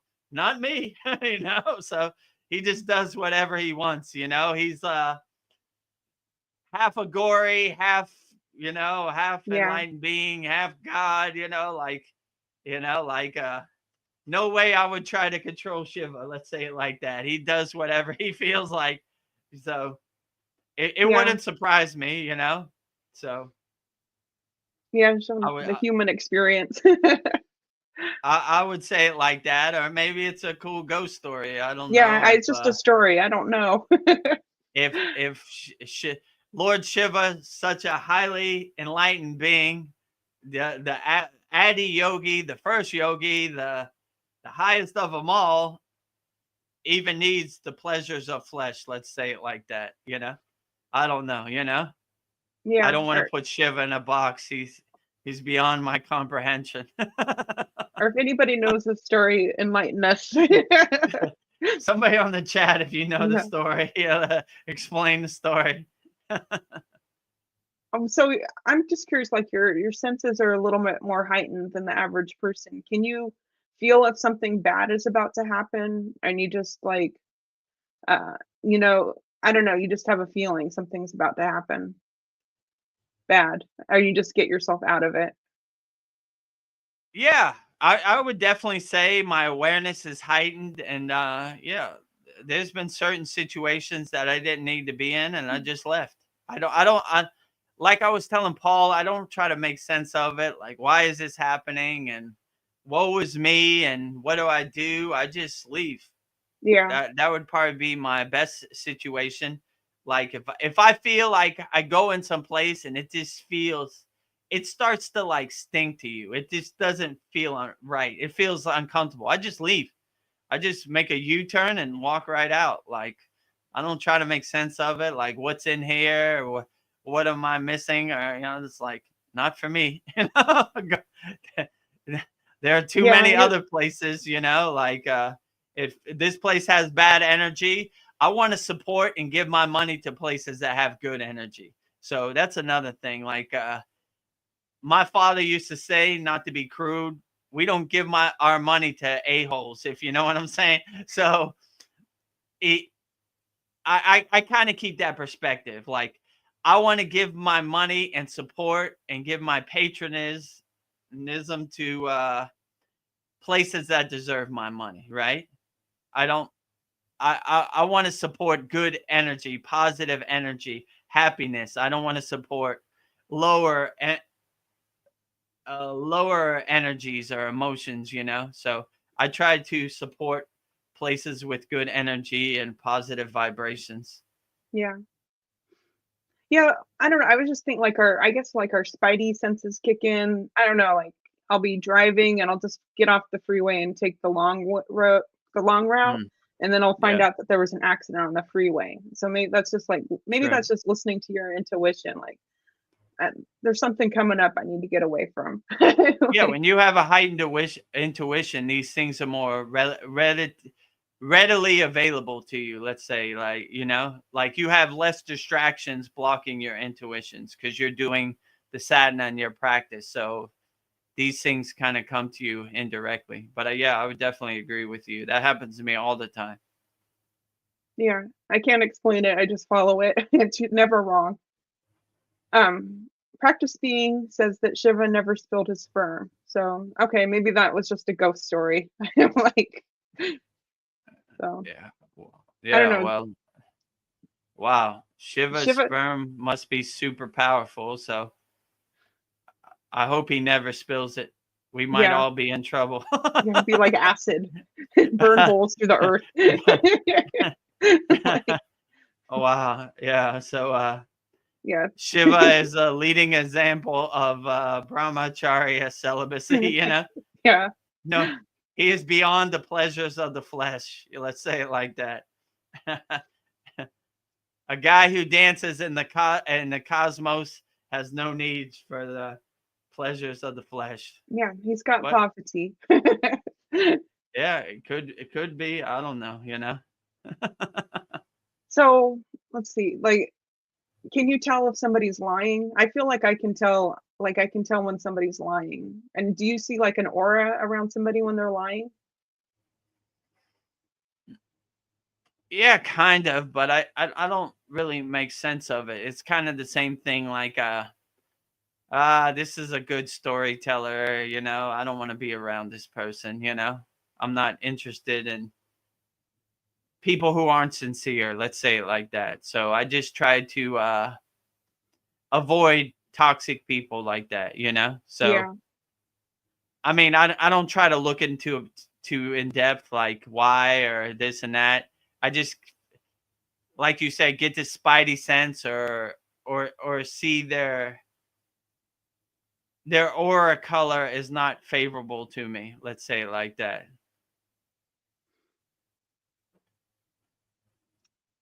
Vedagurudev, how is your daughter's healing process going? Yeah, From Mary. it's going very well. So she got spinal surgery on March 11th, and it's already May. So March, April, May. So 3 months. She's perfectly 100% fine. Walks fine. Her spine is 100% straight. They were able to straighten her spine from a 77% curve to a 100% straight spine. So Nice. perfectly great. Working, no health problems, no suffering. After about 2 weeks, she was walking fine and able to do everything. So no need for a walker, no need for a back brace. Yeah, back to normal 15-year-old teenage girl, Instagram, chatting with friends. So do you feel like she has more confidence now because of this? Yeah, so she used to wear more baggy clothes so you couldn't see the curve in her spine. Her right shoulder used to protrude a little bit out because her spine was pushing on her lungs, so it kind of made her shoulder blade come out. Now it's perfectly even and fine. So I guess she could wear normal clothes, whenever she's ready. Get her confidence back and, wear what normal 14-year-old, 15. I mean, 15, 15. yeah. Damn. I don't even know how old my daughter is. Almost 16. 16 in She's growing September. up. No baby no more. That was the hardest thing. I used to call her like my baby or look at her like my baby. And then when she came like 10, 11, I had to drop that like, Daddy, I'm not a baby, You're still always be my baby. Yeah, so yeah, it takes a little while getting used to, and I don't know, so yeah, but so is she go ahead. back at school, or is she's back to all of her normal stuff? Yeah, so right now in Thailand they have summer right now, so it was good timing. So okay. Next month she'll be going back to school. So wow, I'm so happy that everything worked out. So yeah, me too. It worked out perfectly. I couldn't ask for a better result. Yeah. Better doctor, better hospital. Yeah, everything. So God is good every day. Jai Babaji. Jai Mataji. Jai Babaji. Jai, all ascended masters. It would take me 2 hours to go through them all, but whoever has their ears open, thank you. All spiritual traditions, all deities, everybody. Wow. I have a question for you. When you're meditating, how do you decide when to stop? Or is it just like I'm done? Like, is there like a click when you decide it's time to end your meditation? Yeah, there's no really time constraint. You just kind of, okay, that's enough. That's good. I got as much fruit and benefits out of it as I can. I mean, it could be short, it could be long. It just depends. So I kind of don't rush it or put like a time constraint on the meditation. I just let it happen the way it happens. And that's when it becomes the most profound and dynamic. I just let it go. Obviously, if you have to do something during the day, I would stop it kind of short or set an alarm. But if you could just let your meditation happen, however it happens, like and finish whenever it's ready to finish, then that would probably be the most profound, I would say. So I don't really try to, unless I have to, put a time constraint on it. I just let it happen, and you kind of do feel like a click, like, okay, that's good, Yeah. Like I've gotten as much fruit and benefits out of it as I can. There's no need to go longer or. So that's the way I would say it. I would just let it happen naturally as possible. I mean, it's more difficult if you got to go to work or, you got to pick up Yeah. your child from school or something. But yeah, I would just let it go naturally as possible. That would probably be the most profound. And I would clear out all the junk and the trash and the boxes before you go into meditation. Because if you carry that monkey mind, or that monkey mind follows you into meditation, then it's going to be harder to focus because you're going to be distracted. But yeah, I would clear out all the boxes, do the Sudi technique, detach, let go before you go into meditation, and just exist and be in meditation for as long as you can. That would probably be my best advice. Yeah, I wonder, I don't know if AI and spirituality could work together, but I just feel like I want to get rid of all the distractions like the phone. But I wonder if there is a way that AI and spirituality could work together. What are your thoughts on that? I mean, me personally, I prefer the more old school approach, like AI is kind of mechanical and kind of cardboard for me. Like Yeah. it lacks the spiritual energy that is needed for inner work to be done, right? Like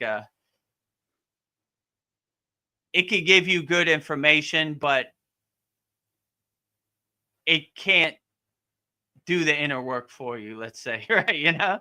So most information is just words on the paper without the proper energy, I would say. So it has its place, it does what it does, but I don't know, I'm more old school Yeah. Himalayan,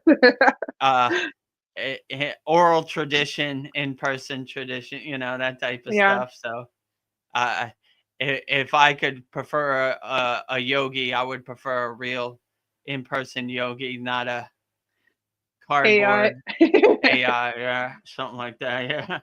I don't know. The world is changing. I'm just curious. Yeah. Well, we'll see, Yeah. I mean, we have everything we need. We don't need outside, uh, I don't know, outside attach. I don't know. I don't know. We have what we need, I think. We don't need that. And it's kind of like you're a chef, right?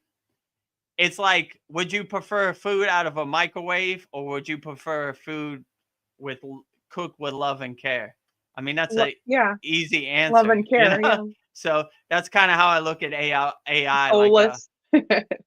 soulless microwave food, something like that. Yeah, basically, it'll cook your food, but will it taste as good as a real chef?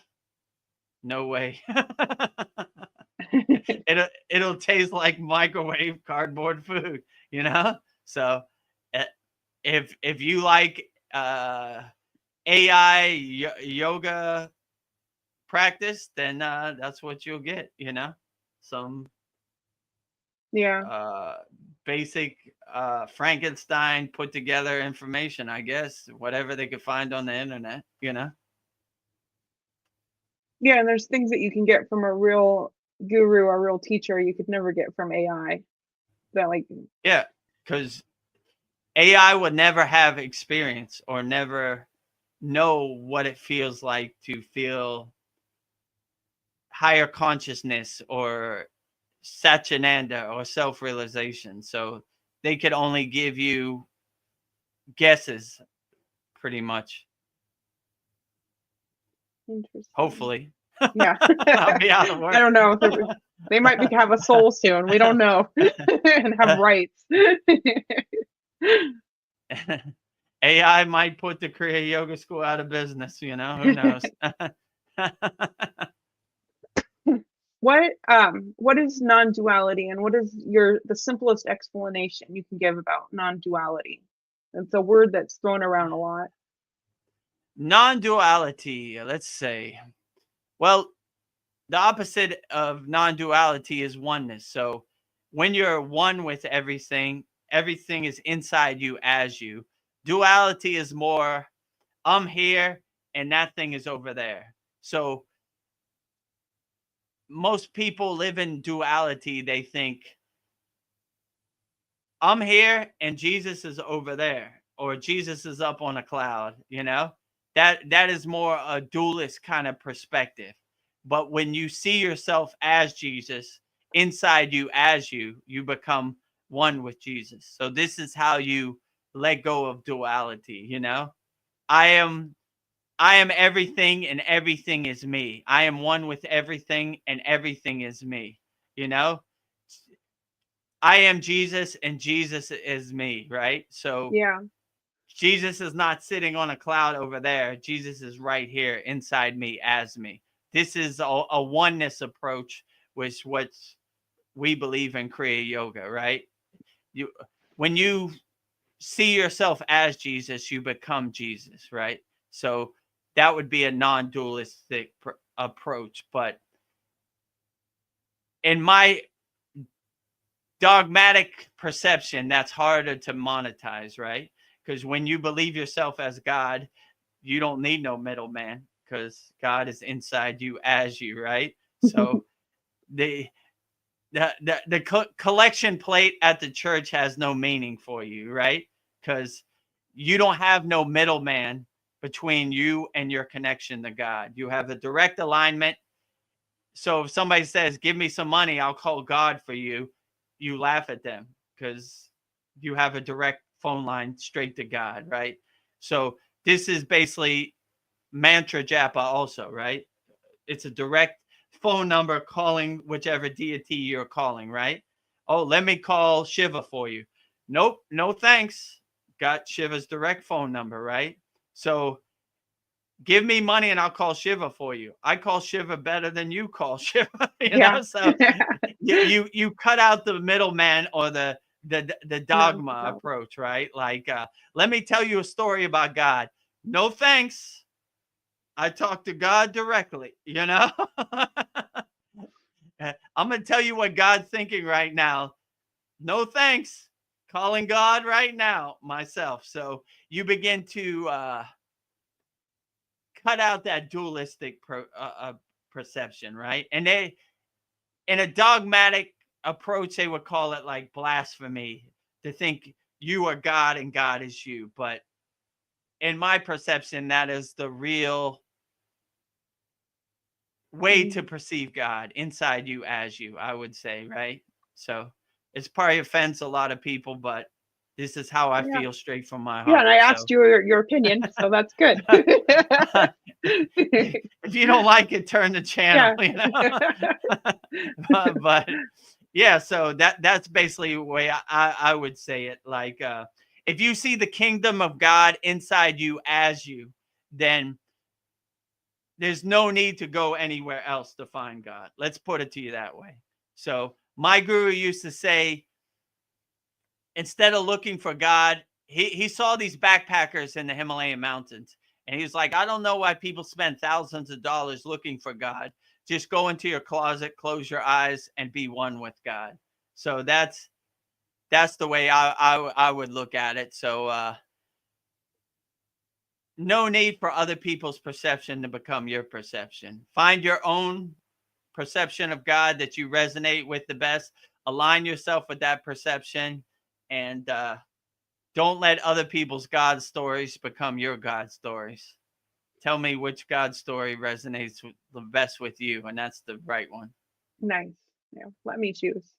Mariana has to go, but she had a quick question. Guys, my daughter is still playing. I have to put her to bed and shower too. Gotta go. Sorry. School tomorrow. Miss you guys. See you on Saturday's class. When's our next Yagna fire ceremony? So our next Yagna is Monday, May 26th, right? And that would be a new moon. And that would be at 8:30 8:30 a.m. Eastern Standard Time. And if you can't make it, then we'll obviously have it on our class. You can watch the replay. So, yeah, send in your Yagna fire request, Vedagurudev@gmail.com. And, yeah, our next Saturday class, we'll have 2 new techniques. And Can't wait. we should have some good ones, Yeah. join the Kriya Yoga School. You get all the insider Join the information. Kriya Yoga School. There it is, right there. Go to Kriya Yoga Masterclass. Book a call with me. We'll solve your problems and see if you're a good fit for our Kriya Yoga School Masterclass. And if you don't have the financial means at this time, go to freekriyayogashop.com and become a member. We have over 100 members now, so we're growing every day. It's 100% free. We have some beginner mini courses, so yeah, it should be great. So if you need help, join the free Kriya Yoga School or join our paid Kriya Yoga School.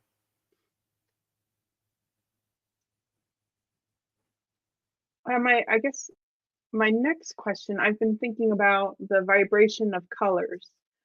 It's, like in kindergarten, like the school, it's like exploding with colors. And as you get older in grade school and high school, there's like less color. It's beige. You got the green chalkboard, white walls. You have less and less color. It kind of feels like color's been like, is used to like program us. I don't know. And color makes us so happy, like out in nature, like the explosion of flowers and the trees and the sky and the clouds and the water. I don't know. And I noticed like cars, they're like mostly white and black or different variations of gray and silver. Yeah. I feel like colors are very important to us. So I feel like, oh yeah, and like fast food, you notice like red stimulates hunger. There's a lot of red in fast food restaurants. Like colors are used to like control us. So I don't know. I just did something. I think maybe because I'm like waking up, I'm just noticing these things. So yeah. I would definitely say color, like your chakras carries frequency with color and stimulates different senses in your body through color vibrations. So I would definitely say color stimulates your subconscious, your soul, your subliminally programmed, Yeah. So these I see it. marketers are master manipulators, so they understand this concept of color and subliminal programming and stuff. So like you said, red stimulates hunger. So when they show you a commercial or there's always the red. box, it's red. Like eat these French fries. They're in a big red and yellow McDonald's thing. Yeah. So yeah, they're master programmers out there. And once you start to become aware, you start to begin to see the Wizard of Oz behind the curtain, and you could dull their psychic attack on your senses, Yeah. Like, I see you. I see what you're up to. I see you, Wizard of Oz, behind that curtain. You don't look like God to me. So this is a Ramahara Maharishi question. He said that there is no universe and it exists in the mind only. Is there any proof of this? Ramayana Maharishi, well, he definitely knew what he's talking about. Is it only exists in the mind? What? There is no universe and it exists in the mind only. I mean, true. Yeah, we don't. I've not been there. Like, in his perception, yeah, I would definitely say like I can't verify if there's a universe or not. And obviously, through his practice, he was a highly enlightened being, and so interesting. Yeah, I would definitely say that the level of enlightenment he reached, it was probably a state of the highest samadhi that there was no beginning, there was no end, and there was nothing there, That's why you reach a state of emptiness where there is nothing. And everything is kind of a perception Yeah. that is projected onto you through your Maya delusional mind. So I would probably say he definitely reached a height of state where he overcome all these delusions. So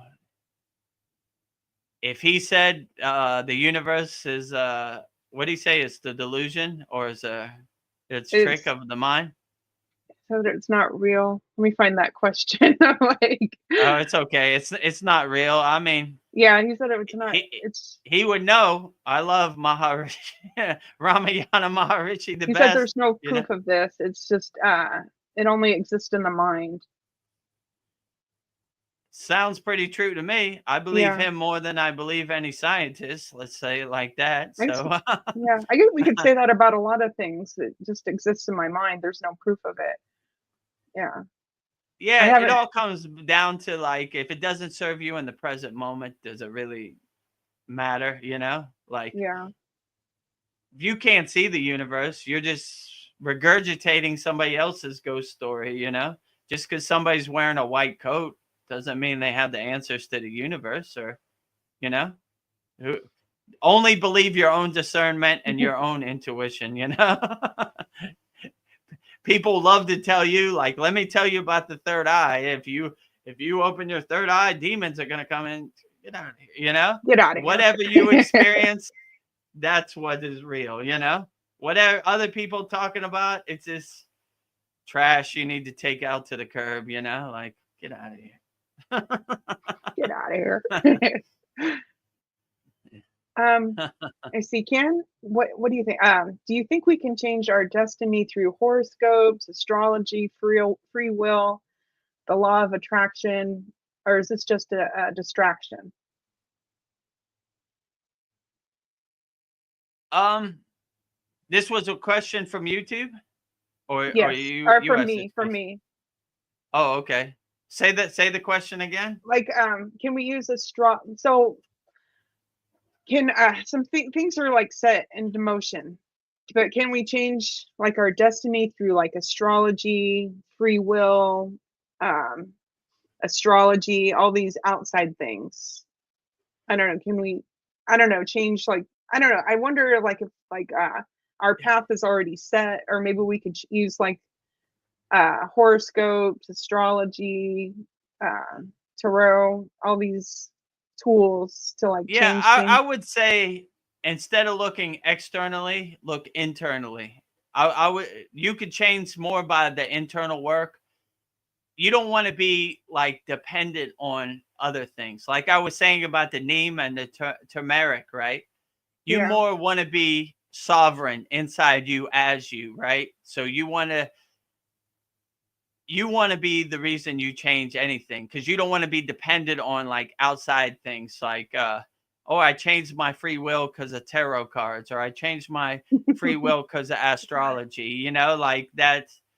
You wouldn't want to depend on anything else, and you would more want to do your inner work, and you could basically pivot and change course directions. So I'm a perfect example. Like I was totally 100% on the wrong path and caught up in my ego and everything, and I just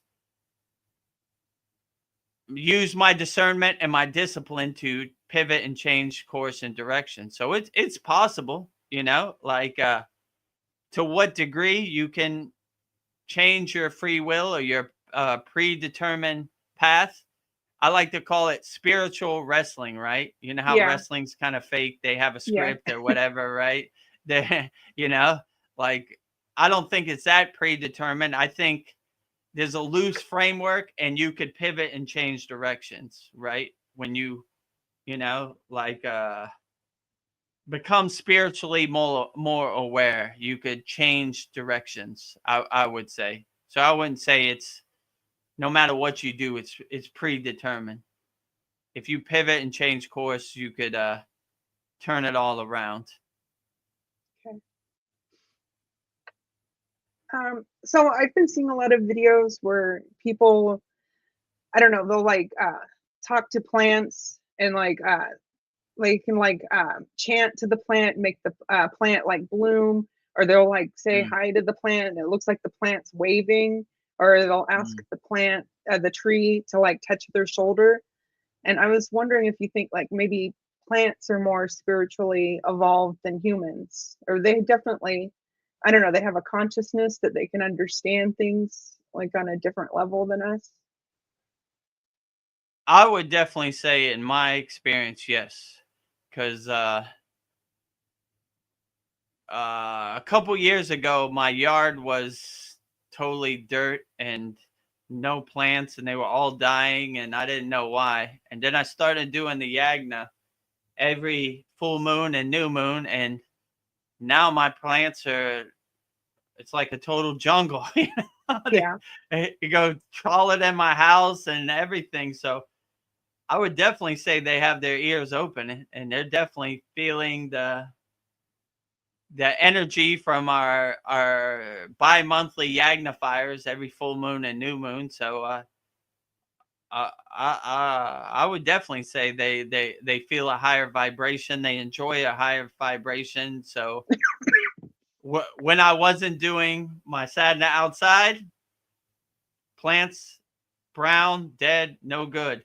When I do my sadhana outside, totally green, super huge, you know, Yeah, they can feel it. a forest. So I guess I attribute that to my mantra japa and the millions of repetitions of Om, you know. So that Om is powerful. So it definitely, my trees in my yard enjoy the Om for sure. Yeah, I talk to my plants all the time. My plants are like 10 years old, but I don't know. I think they feel the good energy. So yeah, they can feel love like water. Mm. Yeah, So absolutely. so I have to get going, but I have one more question. Okay, great. So you say that you never get lonely because you have all of your deities with you, but do you have like human friends that like uplift you spiritually? That I don't know, that you make, I don't know. Do you have enough human friends to lift you up? I guess is the question. Yeah, I have enough human Yeah. friends that lift me up. I mean, right friends that oh, it not too many, but like let's say like 3 or 4 that understand me on a higher spiritual plane. Maybe not on the yogic path, but can have in-depth spiritual conversations, you know? Like a higher understanding than the Yeah. lower frequency. And you know, I would like to say my daughter's my best friend. Yeah. She might not see it that way, but Yeah. you know, it's okay, you know. So Well, I'd yeah, like to just say that try. we're friends too. Yeah, And Veronica's everybody. my best friend. But everybody in our schools is my friend. Yeah. Cal, Paul, who else am I missing? You know, everybody, you know, like Donnie. We have a great Kriya Yoga Yeah. spiritual community and a family. We all uplift each other.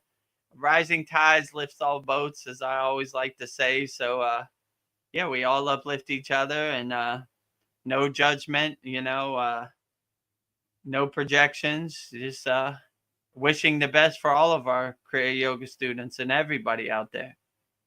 Yeah, I think that's the Kriya Yoga School. We are all friends. Yeah.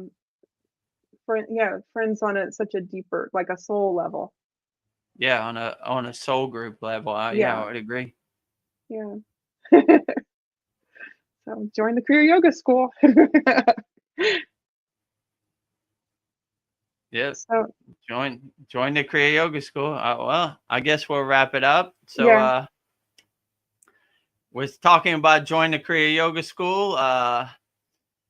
If you want to learn about Kriya Yoga, go to kriyayogashop.com. 100% free.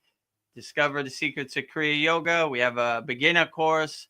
We have a great interactive community with a lot of great videos and everything. We have over 100 members there. So join and help us grow our Kriya Yoga community. And if you want more and you want to book a call with me and see if you're a good fit for our Kriya Yoga Masterclass, go to kriyayogashop.com. Click on the button, book a call, or you could just go straight to the school and sign up. Up to you. And a calendar will come up.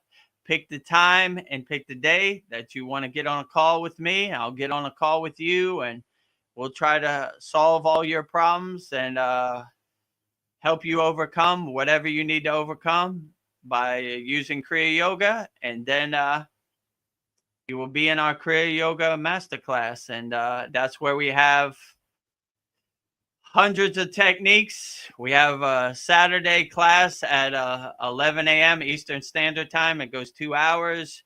You could ask any question you want. You know, we sing mantra japa. We have great classes, and you could ask me whatever you want, and I'll coach you personally through your Kriya Yoga journey.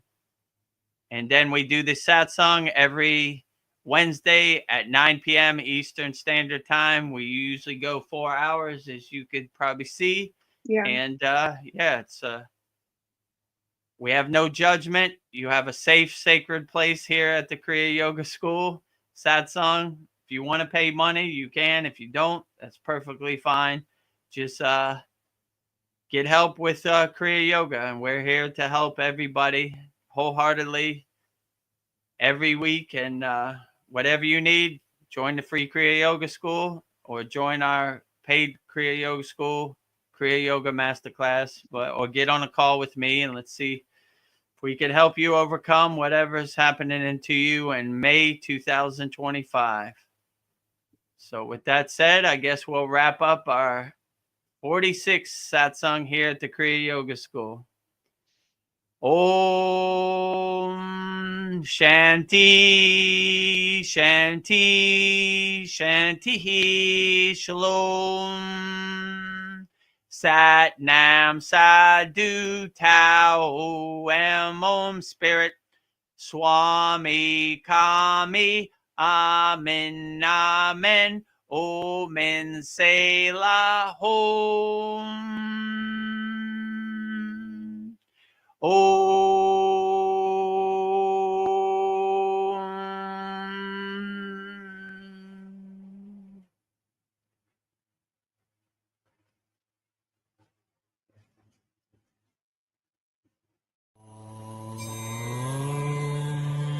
Kriya Babaji